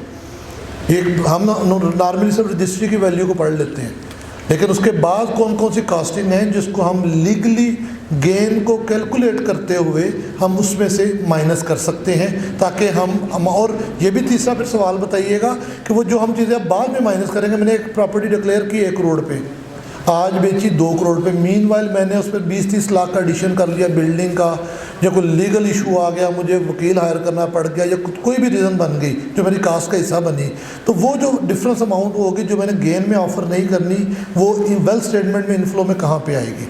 ये शुरू करते हैं, इसके बाद इस पर और काफ़ी सारे सवाल हैं जिनके हम 1 बाय 1 जवाब सर से लेंगे। बिस्मिल्लाहिर्रहमानिर्रहीम। ये कैपिटल गेन के रिलेशन से जो इसका सेक्शन है वो 37 और 38 है, और जो हमारे चार्जिंग सेक्शन है समझ लें कि वो एक टोटल इनकम है, टैक्सेबल इनकम है, सेक्शन 9, 10 और 11 है कंप्यूटेशन का, कि कंप्यूटेशन में 5 हेड हैं, इनकम फ्रॉम सैलरी और income from property, income from business, और फोर्थ है इनकम फ्रॉम कैपिटल गेन, और आखिरी है इनकम फ्रॉम अदर सोर्सेज। तो इन हेड की तमाम हेड जो हैं, अब अगर आप देखेंगे इनके सेपरेट फिर इनकी कंप्यूटेशन है कि इनमें कंप्यूटेशन के 2 तरीके हैं। एक तरीके के इस हेड, हर हेड में कौन कौन सी इनकम आएगी उसकी डिटर्मिनेशन करनी है आपने, और इनकम की डिटर्मिनेशन से सबसे पहले हर एक के सेक्शन के साथ होगा कि इस हेड में कौन सी इनकम चार्ज होगी अदर देन एग्जेम्प्ट। पहली लाइन जो होगी उसमें कि इसमें इनकम कौन सी चार्ज होगी अदर देन एग्जेम्प्ट, जो एग्जेम्पशन में आपका सेकंड शेड्यूल पार्ट 1, 2, 3, 4, 5 जो उसमें इनकम एग्जेम्प्ट होगी या जितनी लिमिटेशन के साथ एग्जेम्प्ट होगी वो आपने लेस करनी। पहले वो डिटर्मिनेशन होगी कि इसमें कौन कौन सी क्लासेस ऑफ इनकम जो है आपकी आनी है। कैपिटल गेन है तो कौन कौन सी गेन, किन किन कैपिटल एसेट पे गेन आएंगे, वो आप हो सकता है प्रॉपर्टी हो सकती है, आपका शेयर हो सकते हैं, गुडविल हो सकती है, आपके प्राइवेट कंपनी के शेयर हो सकते हैं, आपने किसी शेयर ऑफ एओपी का बेचा हो सकता है, या और जो भी कैपिटल एसेट होंगे जो हम लेटर ऑन देखते हैं कि कौन से कैपिटल एसेट में आते हैं, उनके जो गेन्स आएंगे वो उसमें क्लासिफाई होंगे, जो कि एग्जेम्प्ट होंगे। एग्जाम्पशन के लिए मेरे ख्याल क्लास सेकंड शेड्यूल की कोई 110 BCD है, जिससे घर बेचने पे जो पहला घर होगा, रहते होंगे तो बिकेगा तो उसका गेन नहीं एग्जेम्प्ट होगा। तो उस तरह की इनकम जो है वो कंप्यूटेशन में नहीं आएगी। तो फिर कंप्यूटेशन में पहले क्लासेस ऑफ इनकम होंगी, फिर उसके जो डिडक्टेबल अलाउंसेस या कास्ट होंगी वो आप लेस करेंगे। लेस करने के बाद अगर आपकी जो इनकम्स हैं कैपिटल गेन की या दूसरी ज़्यादा होंगी तो प्रॉफिट आएगा या इनकम आएगी, वो चार्जेबल टैक्स होगी। और अगर आपका कम होता लॉस होगा तो फिर लॉस दूसरे हेड में कैरी फॉरवर्ड के अपने सेक्शन है, वो 56 है। इसका कैपिटल गेन का स्पेसिफिकली 59 है। इसमें अगर कोई लॉस आएगा तो उसको सेट ऑफ और कैरी फॉरवर्ड कैसे करना है वो 6 साल तक आप कर सकते हैं। तो कैपिटल लॉस जो है कैपिटल गेन के एंगेज सेटअप कर सकते हैं, और ऑनवर्ड अगर इस साल एक्सेस हो जाएगा अगले साल करेंगे, एट द मैक्स 6 ईयर तक आप उसको कर सकते हैं। तो 59 सेक्शन जो है जितने भी लॉसेज होंगे उसकी कैरी फॉरवर्ड के लिए आपको सेक्शन 56 और 59 स्पेसिफिकली इससे रेलिवेंट है, उसका सहारा लेंगे आप। उससे पहले एग्जम्पशन है, कुछ रिड्यूस रेट भी हैं, कुछ एग्जम्पशन भी हैं, वो डिफरेंट सेक्शन हैं, ये बाद में बता देंगे। तो अब हम स्टार्ट कर लेते हैं कि सबसे पहले तो जो सेक्शन 37 है इसमें 3 किस्म के रेट्स हैं जिस पे आपकी चार्जेबिलिटी ऑफ टैक्सेशन होगी। एक नॉर्मल रेट है कि आप दूसरे हेड जहां इनकम होंगे जो कुछ सेपरेट ब्लॉक टैक्स हैं, जो सेपरेट ब्लॉक टैक्स में नहीं फॉल करेगी इनकम, वो नॉर्मल का हेड बन के और टोटल में ऐड होके टैक्सेबल इनकम में होके नॉर्मल जो रेट उस पर अप्लीकेबल होंगे, इंडिविजुअल हो कंपनी हो उसके मुताबिक चलेंगे। जो सेपरेट ब्लॉक टैक्सेशन होंगे वो सेपरेट रहेंगे, वो उसके मुताबिक चलेंगे। तो उसका सब सेक्शन जो पहला है वो नॉर्मल कहता है कि जो कैपिटल गेन एग्जेम्प्ट होंगे उसको छोड़ के बाकी जो टैक्स होंगे वो चार्जेबल टैक्स अंडर दिस होंगे। और उसके बाद जो सेकंड है वो विद रिगार्ड टू प्रॉपर्टी है कि प्रॉपर्टी क्या जो है वो टैक्स जो है वो सेपरेट ब्लॉक होगा। वो डिवीजन मेरे ख्याल 8 है पार्ट 1 में, उसमें उसके रेट गिवन है। और कंप्यूटेशन का प्रोसीजर ये इसी सेक्शन 37 में दिया गया कि आपने किस तरह उसका कैपिटल गेन जो है प्रॉपर्टी का आपने किस तरह कैलकुलेट करना है, उसकी भी पीरियड लिमिटेशन दी हुई है कि इस तरह आपने कैलकुलेट करना है, वो भी हम डिस्कस करते हैं। उसके बाद अगला सेपरेट ब्लॉक जो है वो सिक्योरिटी, सेल ऑफ सिक्योरिटी पे जो गेन होगा, जो लिस्टेड कंपनी है या PTCL है उनके listed company, private limited company नहीं, वो नॉर्मल में आएगी, उसका हम फिर देखते हैं। तो वो उसके लिए भी पीरियड ऑफ होल्डिंग और रेट सेपरेट गिवन है, और वो मेरा ख्याल डिवीजन 7 है और पार्ट 1 में वहाँ रेट दिए हुए हैं, डिफरेंट ईयर के डिफरेंट रेट है, होल्डिंग पीरियड डिफरेंट है, वो उसके मुताबिक चलेंगे। तो अब हम सबसे पहले तो कैपिटल गेन का चैप्टर अप्लाई करने के लिए उस चीज़ का कैपिटल एसेट होना ज़रूरी है। अगर कोई चीज़ कैपिटल एसेट में फॉल नहीं करती तो इस हेड में नहीं, आपके इस हेड में ही वो फॉल नहीं करेगी, फिर किसी और हेड में जा सकती है। तो कैपिटल हेड की इसमें कैपिटल एसेट को डिफाइन किया गया। तो डिफाइन सेक्शन में उसमें सबसे पहले तो जो ट्रेडिंग एसेट होते हैं, ट्रेडिंग एसेट जिसकी इंटेंशन बाइंग सेलिंग होती है, जिसको आप परचेज करना है सेल करना है, तो बाइंग सेलिंग वाले स्टॉक हैं, गुड्स हैं, सेल परचेज हैं, तो ये वाले जो स्टॉक ट्रेड कंज्यूमर स्टोर जो है ये आपके एसेट जो है ये कैपिटल एसेट नहीं है। इसमें से एक्सक्लूडिंग डेफिनेशन की हुई है, उसने कहा कैपिटल एसेट है कनेक्टेड विद द बिजनेस और नॉट, लेकिन ये वाले ऐड नहीं होंगे उसमें। इट मीन ये नहीं होंगे, इसके अलावा सारे होंगे, ठीक है। तो उसमें जो एक्सक्लूजन हैं, सबसे पहले stock in trade, consumable store, raw material, ये मैन्युफैक्चरिंग में 3-4 आप करें मुकम्मल। तो उसके लिए सबसे पहले तो जो ट्रेडिंग एसेट को हम 2 हिस्सों में डिवाइड करते हैं यूजुअली। एक trading asset held for trading purpose, जब आपकी इंटेंशन हो कि इस एसेट को मैंने बेचने के लिए, वो ट्रेडिंग है।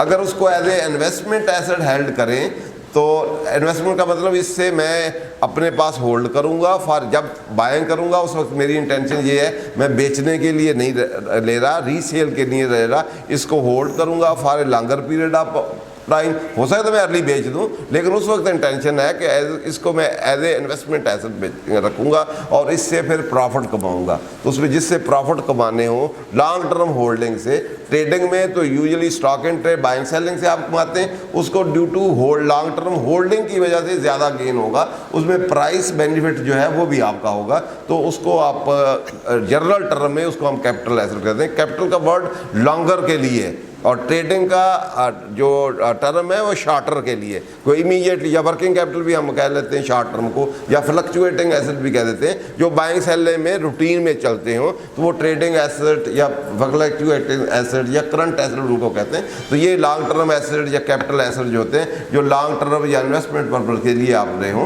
तो इसमें से पहला एक्सक्लूजन है जो बाइंग सेलिंग के लिए हो तो वो वाले एसेट इसमें नहीं आएंगे। वो कहाँ जाएंगे? इनकम फ्रॉम बिजनेस में। जैसे गुड्स बाय सेल करते हैं आप, ट्रेडिंग करते हैं या मैन्युफैक्चरिंग करते हैं, तो वो बाइंग सेलिंग करते हैं आप, तो उसका जो प्रॉफिट गेन होगा वो आपका फिर टैक्सेशन कहाँ होगी? इनकम फ्रॉम बिजनेस, वो यहाँ नहीं आएगा। यहाँ फिर एक तो ये एक्सक्लूजन होगी। दूसरा उन्होंने स्पेसिफिकली जो वहाँ टैक्स होने वो यहाँ नहीं होने, तो उन्होंने कहा ये जो आपके एसेट या प्रॉपर्टी जिसमें डेप्रिसिएशन चार्ज होगी या जो जिन पे अमोर्टाइजेशन होगी या आपकी उन्होंने राइट ऑफ आप करेंगे इंटेजिबल जो होंगे, तो उन एसेट को भी कैपिटल एसेट नहीं होंगे, क्योंकि उन पे गेन जो लॉस होगा वो इनकम फ्रॉम बिजनेस ट्रीट होगी। उसके बाद थर्ड आइटम जो इसमें से एक्सक्लूड किया गया है वो उनका है जी मूवेबल एसेट जो यूज़ हो फॉर पर्सनल पर्पजेज, आपके लिए या आपकी फैमिली डिपेंडेंट के लिए जो पर्सनल पर्पज़ के लिए यूज़ होंगे, उन एसेट से प्रॉफिट गेन जो होगा वो कैपिटल एसेट ही नहीं समझे जाएंगे और उनका जो गेन प्रॉफिट होगा वो भी टैक्सेशन नहीं होगी। लेकिन उसमें से एक एक्सक्लूजन है, कुछ चीज़ें उन्होंने कहा जो पर्सनल पर्पज़ के लिए आप यूज़ भी करेंगे तो उसको भी कैपिटल एसेट समझा जाएगा। इसमें से एक्सक्लूड जैसे आपका गोल्ड है, एंटीक चीज़ें, वो मेरे ख्याल 38 का सबसेक्शन 5 है, उसमें उन्होंने 5-6 आइटम स्पेसिफाई कर दिए हैं। वो हर हाल में ही कैपिटल एसेट है, even though they are being use as a personal purpose, आपके लिए या आपके फैमिली डिपेंडेंट के लिए यूज़ होंगे, even though they are movable and personally use but they are treated as a capital asset. उस पर गेन सेल जो भी गेन होगा या लॉस होगा तो लॉस उस पर रिकगनाइज ही नहीं होना, क्योंकि उसके लिए स्पेसिफिकली लिखा गया है कि उस पर कोई लॉस रिकगनाइज हो गया, उस पर प्रॉफिट ही रिकगनाइज होना या गेन ही रिकगनाइज होना, तो उस पर जो है वो कैपिटल एसेट होगा। उस पर जो भी डिफरेंशियल आएगा वो हम लेटर ऑन डिस्कस करते हैं, तो वो टैक्सेशन होगी। पहला क्वालिफिकेशन जो है या जो आपने कंडीशन फुलफिल करनी है तो एसेट का टेस्ट ये है कि that should be A capital asset, ठीक है। दूसरी अब हमने गेन कैलकुलेट करना है, तो गेन कैलकुलेशन करने का जो जनरल तरीक़ेकार है वो ये है कि जो आपकी डिस्पोजल मार्केट या जो उसकी मार्केट प्राइस होगी, आप डिस्पोजल प्राइस जो होगी उसमें से हम जो उसकी कास्ट जो उस पर आपने इनकर की है वो उसमें से लेस करेंगे तो डिफरेंशियल जो है वो आपका जो है वो गेन होगा। और टैक्सेशन कितनी होगी उसके लिए डिफरेंट मोडेलिटी उन्होंने तय की हुई है। तो पहले वाला आपने डिस्पोजल प्राइस के लिए सेक्शन कास्ट और डिस्पोजल के लिए सेक्शन 75 है और 76 है, 77 है और 79 जो है कुछ ऐसे एसेट हैं जिन पे गेन लॉस रिकॉग्नाइज ही नहीं होता, तो 79 सेक्शन है। कुछ एसेट वहाँ स्पेसिफाइड हैं तो उन पे जो गेन लॉस होगा भी तो रिकॉग्नाइज नहीं होता, जब रिकॉग्नाइज नहीं होता तो उस पर टैक्सेशन भी नहीं होता, इट मीन वो एक्सक्लूजन है। 79 इंपॉर्टेंट है, गिफ्ट शिफ्ट होंगे या वेल इस तरह की चीज़ें होंगे तो वो हम उधर देख सकते हैं कि कौन सा, या लिक्विडेशन पे जो आपको आएगा या आप AOP या उसको डिज़ाल्व करेंगे या कंपनी डिज़ाल्व होगी वहाँ से शेयर आएगा, इस तरह के 8-10 आइटम हैं जिन पे प्रॉफिट या गेन रिकॉग्नाइज ही नहीं होता, नॉन रिकॉग्नाइजेशन रूल है, तो उस पर फिर टैक्सेशन नहीं होगी। तो फर्स्ट ये कैलकुलेशन जो है इसके मुताबिक कैलकुलेशन होगी। तो कास्ट पहले भी वो 75 के तहत कास्ट होगी और 76 जो है वो कंसीडरेशन है, तो फिर मार्केट प्राइस होगी और उसके लिए सेक्शन एक 68 भी है कि अगर उसकी जो मार्केट प्राइस है इमूव प्रॉपर्टी के लिए सेपरेट होगी, कुछ FBR के रेट भी हैं, कोई DC भी हैं, जो आपने रियल बेचा है वो भी है, और भी दूसरे वाले फैक्टर हैं, और कमिश्नर के पास पावर है, उसको भी पावर दी है कि फेयर वैल्यू वो डिटरमिन कर सकता है। तो 76वीं कंसिडरेशन का सेक्शन है, कास्ट के लिए 75 है। तो जनरल रूल जो है वो पहले भी हमने जिस तरह कास्ट उस परचेज के लिए हमने रूल डिस्कस किया है कि पहले उसकी परचेज प्राइस क्या है और जो उसे कि इंसिडेंटल कास्ट जितनी है वो ऐड करेंगे, जो रिफंडेबल टैक्सेस ड्यूटी हैं वो लेस करेंगे, और जो नेसेसिटी कास्ट हैं वो ऐड करेंगे, जो इनएफिशिएंसी है वो उसमें से आप डिलीट करेंगे। डिलीट करने के बाद उसको ऑपरेशन में लाने तक या प्रेमिसेस तक लाने में तक जितने नेसेसिटी कास्ट हैं एक्सक्लूडिंग इनएफिशिएंसी का, वो सारी उसके पास बनेगी। उसके बाद फिर भी अगर कास्ट, ये तो है उस वक्त की कास्ट, उसके बाद फिर आपने उसमें कोई एडिशन की है जो उसकी लाइफ को या कैपेसिटी को बढ़ाए। बेसिक रूल ये है कि जो उसकी कैपेसिटी को बढ़ाए, मेंटेनेंस की कास्ट नहीं, जो उसकी कैपेसिटी को बढ़ाए या उसकी प्रोडक्शन कैपेसिटी बढ़ाए, एफिशिएंसी बढ़ाए, तो उसी चीज़ से और लॉन्ग टर्म के बेनिफिट या उससे रेवेन्यू जनरेट करें वो बढ़ जाए। पहले थोड़े रेवेन्यू है उसमें एडिशन या एक्सटेंशन वो लगाने से, फर्दर कैपिटल एक्सपेंडिचर करने से उसकी एफिशिएंसी कैपेसिटी या रेवेन्यू जनरेटिंग कैपेसिटी बढ़ जाए तो उसको हम कैपिटल एक्सपेंडिचर कहेंगे, तो वो उसका पार्ट बन जाएंगी, वो भी कास्ट का पार्ट बन जाएंगे। ये जनरल रूल है। तो ये जनरल रूल के मुताबिक बाकी लॉ में गिवन है तो कौन कौन सी कास्ट आप उसमें ऐड कर सकते हैं, कौन कौन से फिर डिस्पोजल पे कौन कौन से आपको अलाउंसेस मिल सकते हैं। तो इस तरह आप उसका गेन कैलकुलेट करेंगे। गेन कैलकुलेट करने के बाद जो इमूल प्रॉपर्टी है उसके लिए अलहदा भी उसमें रूल दिए गए कि अगर पहले आपने जो ये गेन कैलकुलेट कर लिया है तो गेन का पहले साल पूरा गेन टैक्स होगा, दूसरे साल अगर होल्डिंग पीरियड 1 साल से 2 साल है तो उसका आपको 3/4 टैक्स होगा, 1/4 आपको माफ़ हो जाएगा। थर्ड ईयर में तो 50% टैक्स होगा, 50% आपको माफ़ हो जाएगा। अगले साल 1 साल और विद होल्ड तो 1/4 3/4 एग्जेम्पशन हो गई, 1/4 आपको हो जाएगा। अब 1/4 3/4 और 50% वो उसको जो गेन कैलकुलेट होगा उस पर वो लगाएंगे, टैक्सेबल और एग्जेम्प्ट को अलहदा करेंगे, और टैक्सेबल जो आपका आएगा उसके मुताबिक आप फिर रेट जो गिवन है आपके वो है होल्डिंग। वो अब पहले तो थे कि इस पीरियड में होल्ड करेंगे 10%, 7.5 ये वो रेट थे। अब उन्होंने अमाउंट वाइज दे दिए कि 5 मिलियन तक होगा तो ये रेट, 5 से 10 तक होगा तो ये, 10 से 15 तक ऑनवर्ड होगा तो ये रेट होंगे। तो जो रेट हैं पहले कैलकुलेशन करेंगे, फिर उसके मुताबिक उसको आप उस तरह रेट लगा देंगे। इस कैलकुलेशन 2016 में एक प्लॉट का 2 मिलियन में परचेज, वो क्वेश्चन उन्होंने किया हुआ है, एंड पे करते हैं, पहले इसको समझ लें उसके बाद। ये हो गया मुझे 2 मिलियन अभी बेचा है 5 मिलियन का, लेकिन उसकी जो रजिस्ट्री है वो 3 मिलियन की है। तो हमने वो डिक्लेयर करना है वो 3 million on the basis of DC rates वगैरह वो होगा। तो बेसिकली तो मैंने कहा इसको डिस्कस करते हैं, पहले उसका अगला हिस्सा एक कर लें, उसके बाद ये आ वाला क्वेश्चन और लिमिटेशन वाला एंड पे लेंगे। नहीं कहते थे पहले लेते फिर वो रह जाएंगे।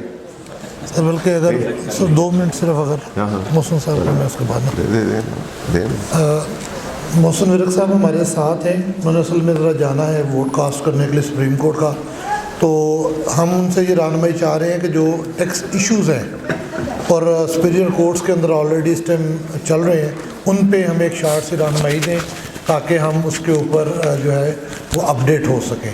और इसके बाद हम ये कैपिटल गेन वाला इंशाल्लाह इशू कंटिन्यू करेंगे और इसको इंशाल्लाह मुकम्मल भी करेंगे इंशाल्लाह।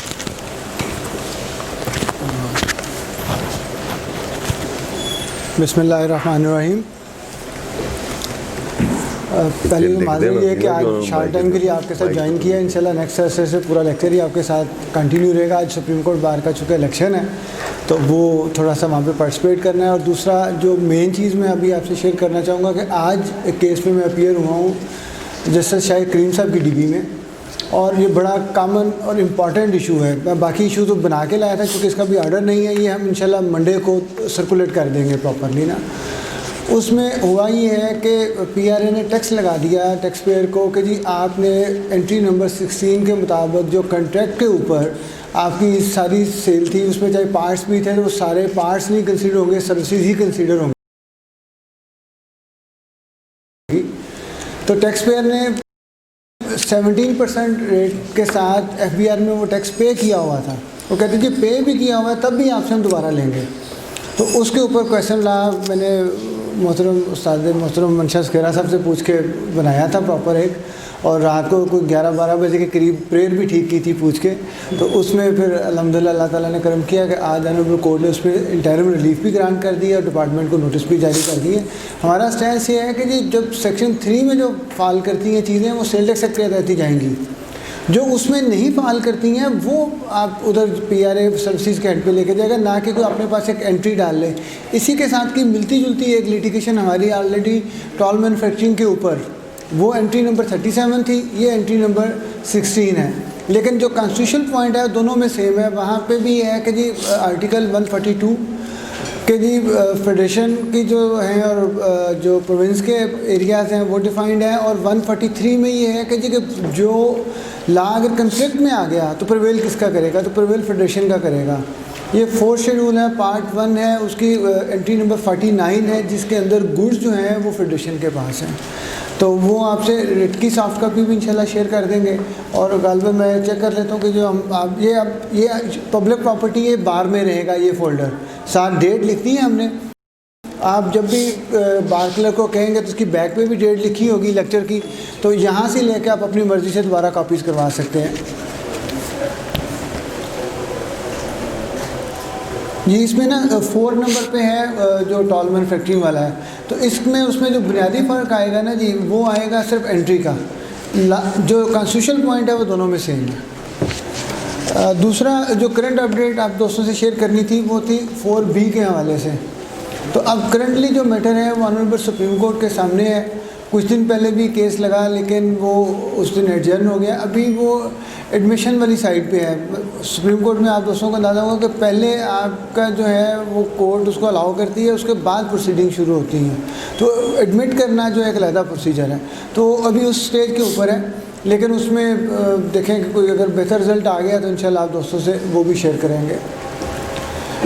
उसके अलावा GIDC का रिव्यू कल लगा हुआ था, उसमें अभी प्रोसेस में चीज़ें हैं, उसकी भी जो अपडेट हुई आपसे शेयर करेंगे। मैंने सिर्फ जो करंट एक मैसेज है कल का फ़िलहाल इसमें वो रिव्यू की हद तक शेयर किया आप दोस्तों से।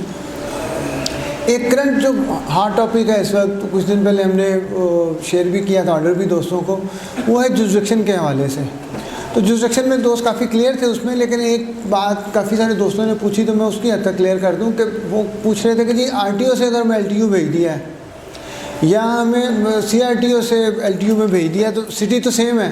दूसरी जगह तो आपकी लॉजिक है जी कि मैं गुजरांवाला हूँ तो मुझे लाहौर क्यों बुला रहे हैं, मैं पेशावर हूँ तो मुझे इस्लामाबाद क्यों बुला रहे हैं, मैं फैसलाबाद हूँ तो मुल्तान क्यों बुला रहे हैं। तो पहली उसमें जो हमारी प्ली है वो ये नहीं है कि मुझे ट्रैवलिंग करनी पड़ेगी। पहली प्ली ये कि डिस्क्रिमिनेशन है। अजान गालबन हो रही है, 1 मिनट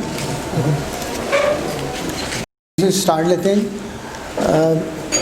जुरिसडिक्शन पे हम बात कर रहे थे। जुरिसडिक्शन के हवाले से पहली हमारी बुनियादी जो कोर्ट के सामने है वो डिस्क्रिमिनेशन के ऊपर है कि जी मेरी ही नेचर का बिज़नेस का बंदा एक दूसरी जगह पे असेस हो रहा है और मुझे वहाँ से आपने सिर्फ मेरे वॉल्यूम को मद्देनज़र रखते हुए आप वहाँ से ले गए। दूसरी उसमें हमारी थी कि जी हमें सुने बगैर लेके गए हैं।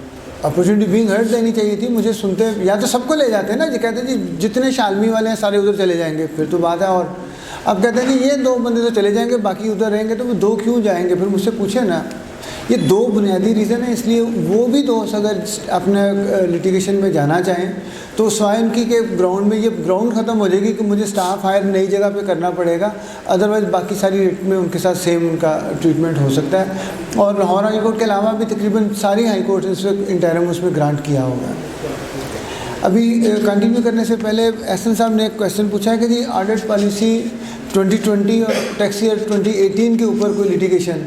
तो करंटली तो कोई लिटिगेशन मेरे अभी इल्म में नहीं है, लेकिन मैं इसको रिकन्फर्म मज़ीद कर लूँगा और अगर कोई ऐसी लिटिगेशन कोर्ट में फ़ाइल होती है तो आप दोस्तों से इंशाल्लाह प्रॉपर हम अपने लेक्चर में शेयर कर लेंगे।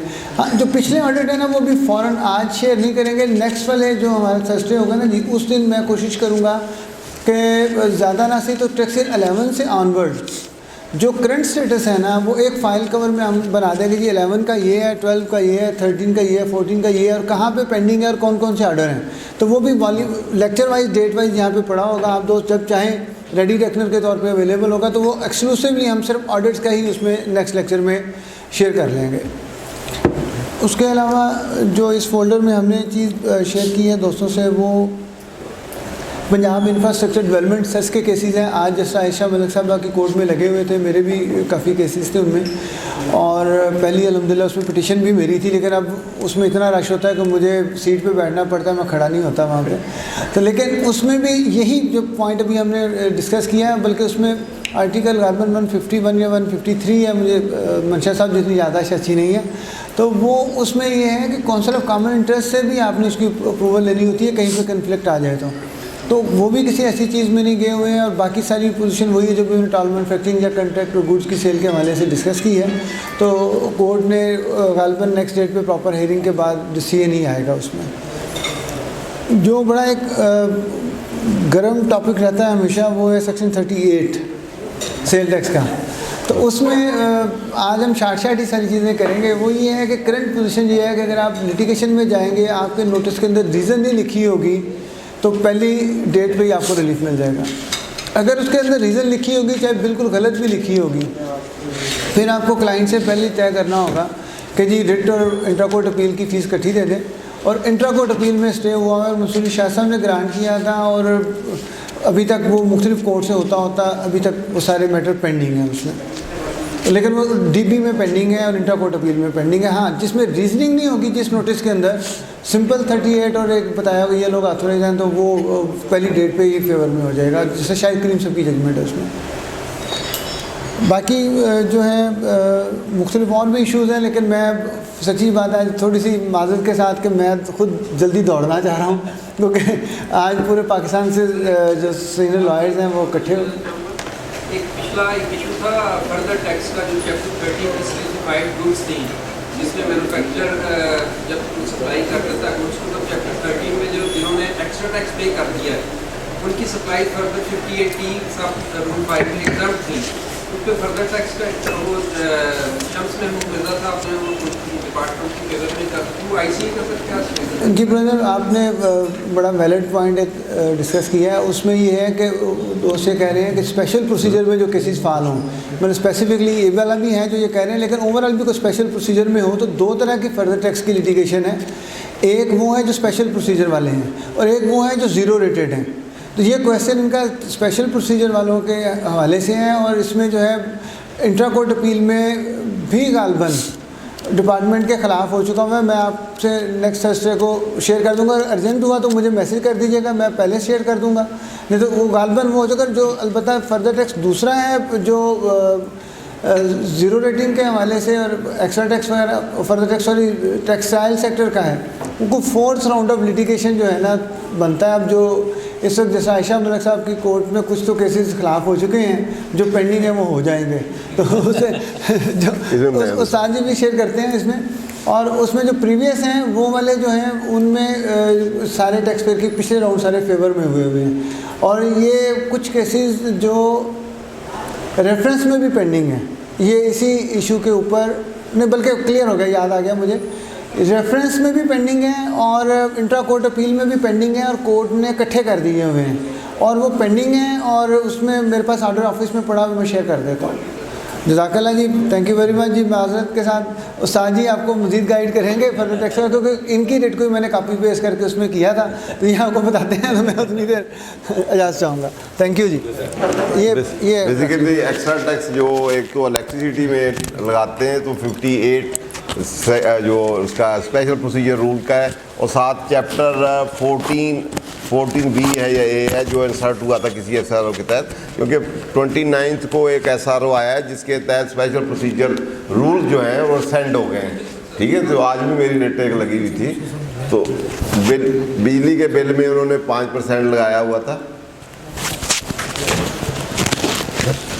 बिजली के बिल में उन्होंने 5%। बेसिकली वो जिस तरह फर्दर टैक्स है 31A में, अगर कोई किसी की रजिस्ट्रेशन ना हो, वो liable to obtain registration number हो, या रजिस्ट्रेशन हो लेकिन उसने एक्टिव टैक्स पेयर लिस्ट ना हो, तो उस पर फर्दर टैक्स 31A में लगता है। तो एक्स्ट्रा टैक्स जो लेस्को है या डिस्ट्रीब्यूशन इलेक्ट्रिसिटी सप्लाई कंपनीज हैं, उनके लिए वो SRO है कि उसमें 5% बिल के साथ वो लगा दें।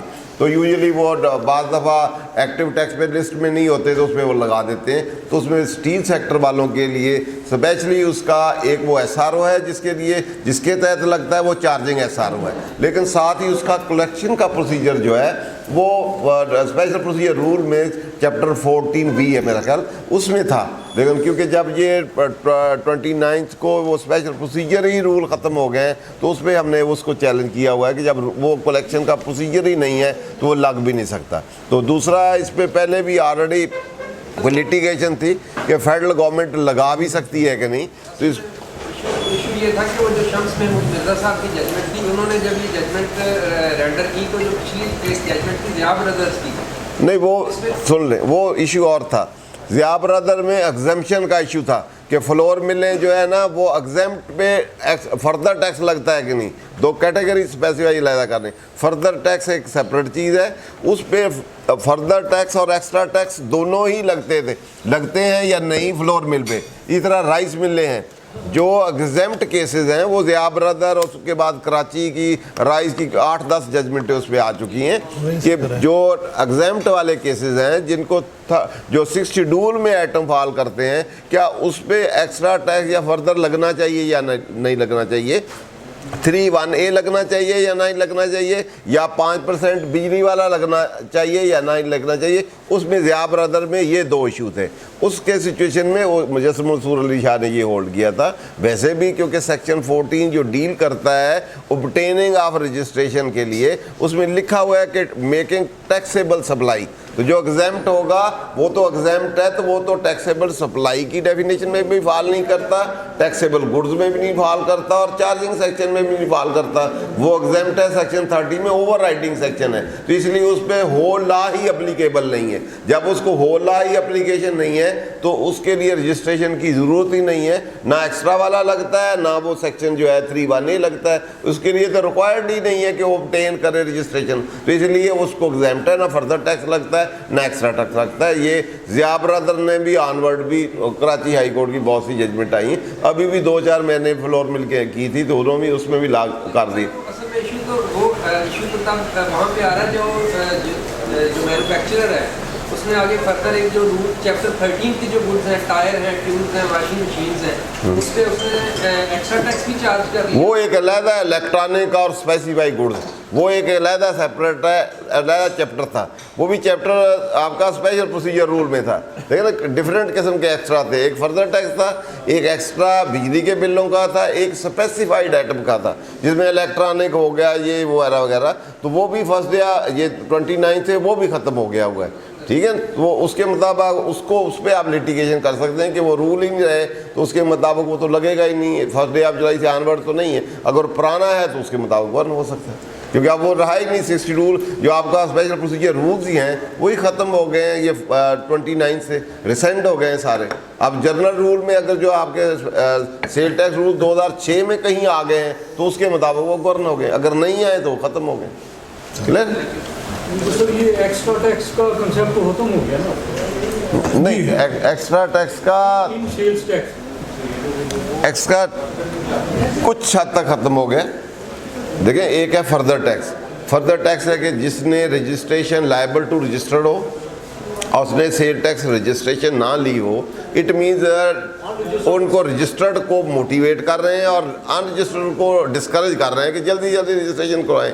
उसके लिए सेक्शन 14 है और रूल 5-6 है जिसके तहत रजिस्ट्रेशन के प्रोसीजर्स हैं। तो जिसको कौन रजिस्ट्रेशन करवाएगा, जो रिक्वायर जो टैक्सेबल सप्लाई कर रहा है, जिसकी गुड्स टैक्सेबल है उसके लिए मैंडेटरी रजिस्ट्रेशन कराए। जो एग्जाम्प्ट होगा उस पर तो सारा लॉ ही अप्लीकेबल नहीं है, तो ये फर्दर टैक्स भी उस पर अप्लीकेबल नहीं होगा। तो उसके लिए फ्लोर मिल, राइस या जो भी शेड्यूल में फॉल करते हैं उनमें तो ना एक्स्ट्रा लगता है ना फर्दर टैक्स लगता है। जो इसकी वजह से है, रजिस्ट्रेशन की वजह से, रजिस्ट्रेशन के अलावा कोई है तो वो तो लगेगा। अगर ड्यू टू ना रजिस्ट्रेशन या एक्टिव टैक्स पेयर लिस्ट में नहीं, इस वजह से जो एक्स्ट्रा या फर्दर टैक्स लगता है। सर मैं आपको इस सवाल में तशनीह रहनी है, वो बेसिकली सवाल ये है कि जो रूल 58 जो पिछले रूल से स्पेशल प्रोसीजर उसमें रूल 58T सब रूल 5 था कि जिन जी मैं यही स्पेसिफाइड आइटम का वही था ना, तो वो सारे रूल ही ख़त्म हो गए ना। अभी तो मेरा केस है वो पिछले साल हो गए। अच्छा, पिछले साल हो गए। कि जो मेरे जो परचेजर हैं, बायर हैं, वो उन्होंने एक्स्ट्रा टैक्स भी पे कर दिया और सारा पर्सन भी पे कर दिया। रूल 58 कहता है कि जिन्होंने ये पे कर दिया उनकी सप्लाईज एग्जाम्प्ट है। सब्सिक्वेंट वाली एग्जाम्प्ट है, सब्सिक्वेंट वाले पे नहीं लगेगा। वो चार्ज करेगा, चार्ज करके लेगा। जब वो आगे सब्सिक्वेंट सप्लाई करेगा तो उस पर फिर टैक्सेशन नहीं होगी, फिर वो एग्जाम्प्ट में ट्रीट चलेगी, वो उसको एग्जाम्प्ट नहीं होगी मैन्युफैक्चरर। सब्सिक्वेंट जो बायर होगा जिसको आपने चार्ज किया है वो आगे सेल करेगा तो उसको उसकी थ्रू आउट आगे एग्जम्पशन चलेगी। जितने भी उस चेन में आगे आएंगे उनको एग्जम्पशन होगी। इसका मतलब है उस मैन्युफैक्चरर ने फर्दर टैक्स भी देना है, अगर अनरजिस्टर्ड है एक्स्ट्रा टैक्स भी देना है। नहीं, उसने लेना, लेके देना है, लेके देना। हाँ ऐसे, क्योंकि ये सेल टैक्स जो है इंटरनेट टैक्स है, अगले पे जाता है। रजिस्ट्रेशन उसने नहीं करवाई तो उसको उसने चार्ज करना है, चार्ज लेके जमा करा देना। जब उसने एक्स्ट्रा टैक्स दे दिया है तो उसने आगे फिर टैक्स नहीं देना। तीनों एट ए टाइम लगने। हाँ जी, फर्दर भी लगे वो उस पर वो लिटिगेशन में है कि फर्दर और दोनों एट ए टाइम लग सकते हैं कि नहीं, कि भाई उधर फर्दर भी लग रहा है 3(1)(a) में, उधर वो एक्स्ट्रा स्पेसिफाई वाला भी लग रहा है। इसमें मैंने रेट फाइल की हुई है, अभी तक पेंडिंग पड़ी हुई है। उसमें यही कहा कि एट ए टाइम एक लग सकता है, दोनों नहीं लग सकते। तो अभी वो लिटिगेशन में है कि क्या होता है। क्या जी, प्रैक्टिकली इंडस्ट्री में जो मैन्युफैक्चरर है वो जो एक नॉमिनल पोर्शन होता है एग्जेम्प्टेड परचेजेस का, तो वो उसको अपनी सप्लाईज में बाइफरकेट नहीं करता, वो टोटली पे ऑफ कर रहा होता है कि, लेकिन वो कर सकता है। नहीं, ये स्पेसिफाइड आइटम है। जो स्पेशल प्रोसीजर रूल्स है 58T है, वहाँ ये चैप्टर जो है इसमें स्पेसिफाइड सर्टन आइटम्स हैं, वो लिखे हुए हैं कि ये वाले आइटम जो हैं ये इस पे ये एक्स्ट्रा टैक्स लगेगा। वो एक्स्ट्रा टैक्स ये समझ लें कि जितना स्टैंडर्ड रेट है उसके अलावा एक्स्ट्रा भी उससे ले लेते हैं ताकि आगे एग्जाम्पशन हो। आगे जहाँ भी वो आइटम बेचेगा वो एग्जाम्पशन में हो जाएंगी। जैसे समझे जैसे 3rd शेड्यूल वाला नहीं है, 3rd शेड्यूल में डिटेल प्राइस पे टैक्स ले लिया तो आगे कोई टैक्स नहीं होगा ना। उन्होंने उस पर एक्स्ट्रा लेके आगे उसको 3rd शेड्यूल बना दिया, आगे एग्जाम्प्ट ही कर दिया। उन्होंने कहा इसी पे ही फाइनल डिस्चार्ज सारा ही ले लें उस पर। तो सब्सिक्वेंट जितनी भी सप्लाई होगा आगे डीलर रिटेलर जो भी बेचेंगे वो फिर एग्जाम्प्ट होगी। वो इसलिए उसमें क्योंकि स्पेशल रूल्स के लिए स्पेशल प्रोसीजर और तरीक़ेकार और स्पेशल टैक्सेशन निज़ाम वहाँ था, तो वो उसके लिए 58T था। वो जिसने एक्स्ट्रा देना है आगे फिर वो एग्जाम्प्ट हो जाएंगी। अगर आप वो नहीं देंगे, ये वाला देंगे, तो उसमें लिटिगेशन यही थी कि फर्दर वाले में तो सब्सिक्वेंट एग्जाम्प्ट नहीं होती। अगर आप कहें जी मैंने ये दे दिया है वो नहीं दे दिया, तो उन्होंने कहा ठीक है ये वाला दे ले, फिर आगे सारे टैक्स दें। तो वो अगर आपने लेना है तो सब्सिक्वेंट एग्जाम्पशन भी तो लेनी है ना। आगे जितनों को आप बेचते जाएंगे वो एग्जाम्प्ट हो गए, एक जगह वो टैक्सेशन हो जाएगी। लेकिन उसका नुकसान भी है, एग्जाम्पशन करने से वो इनपुट नहीं ले सकेंगे अगले वाले जो आउटपुट इनपुट का। बाद लोग सेल कर देते हैं, इनपुट भी कईयों ने लिए। एक मेरा केस था, उन्होंने सब्सिक्वेंट सारा इनपुट भी ले लिया, आउटपुट भी ले लिया। उन्होंने कहा ये तो एग्जाम्प्ट है सारा, तो सारे का सारा वापस दें। तो फिर आगे अगला क्वेश्चन है कि आगे चार्ज कर दिया है पब्लिक को नहीं, कि अगर पब्लिक को चार्ज कर दिया है तो फिर आपने इनपुट क्यों क्लेम किया है। वो 8 सेक्शन 8C है या उसमें वो इनडिविजिबल है, तो उसकी पूरी एक चेन बनती है उसकी ना, तो उसके मुताबिक वो चलता है। जी अभी 4 बज चुके हैं, तो चूँकि अकेडमी का टाइम 4 बजे तक है। कैपिटल गेन पे अभी बड़ी सीर हासिल भी गुफ्तगू बाकी है, जो इंशाल्लाह हम अपने अगले सेशन को स्टार्ट ही कैपिटल गेन से करेंगे। इसका सवाल जवाब इसमें थोड़ा सा मैं लिमिटेशन के मतलब बता दूं। लिमिटेशन का लॉ जो है ना, ये प्रोसीजर लॉ होता है। तो प्रोसीजर लॉ जो है वो कहते हैं रिट्रांसपेक्टिव ही होता है, अनलेस उसको प्रॉस्पेक्टिव फैक्ट ना दिया जाए। और जो आपका कैपिटल गेन क्योंकि अराइज और अप्लीकेबल उस वक्त होता है जब आप सेल करते हैं। एट द टाइम आप परचेज पे आपका अप्लीकेबल नहीं होता। जब आप डिस्पोजल करेंगे तो कैपिटल गेन अराइज होगा, तो उस वक्त जो लॉ होगा वो अप्लीकेबल होगा। और लिमिटेशन के लिए 3-4 रूल्स हैं। एक रूल ये है पहला कि अगर जब लिमिटेशन जिस दिन स्टार्ट, जैसे परचेज किया है तो उस दिन से लिमिटेशन स्टार्ट ऑन रनिंग, तो उस दिन से काउंटिंग स्टार्ट हो जाएगी उसकी। अगर वो लिमिटेशन से पहले एक है लिमिटेशन एंड हो जाए और बाद में आपका एक्शन अराइज हो, एक्सपायर लिमिटेशन हो तो आपका वेस्टेड राइट हो गया। अगर ड्यूरिंग लिमिटेशन अभी रन कर रही है, ड्यूरिंग एक्सटेंशन लेजिस्लेटर ने एक्सटेंड की है कर दी है तो बढ़ जाएगी लिमिटेशन। अगर उसने कम कर दी है तो फिर आपको वेस्टेड राइट हो जाएगा। लिमिटेशन एक्सटेंड भी हो सकती है, बढ़ भी सकती है। अगर बढ़ा दी, आप बढ़ाने से पहले आपके ट्रांजैक्शन एक्सपायर्ड हो गए तो आपको वेस्टेड राइट हो गया, फिर आप पे नहीं अप्लीकेबल होगा। लेकिन अभी आपके ट्रांजैक्शन विद इन आ सकते हैं तो एक्सटेंड होगी तो एक्सटेंडेड आप पे अप्लीकेबल हो जाएगा। इस तरह कम भी पीरियड हो सकता है। कम होने से आप आउट हो गए या विद इन रहे तो आप पे लग जाएगा, अगर आउट हो गए तो आप पे नहीं लगेगा। ये 3 असूल लिमिटेशन के। जनरल रूल ये law of limitation is retrospective और प्रोसीजर लॉ।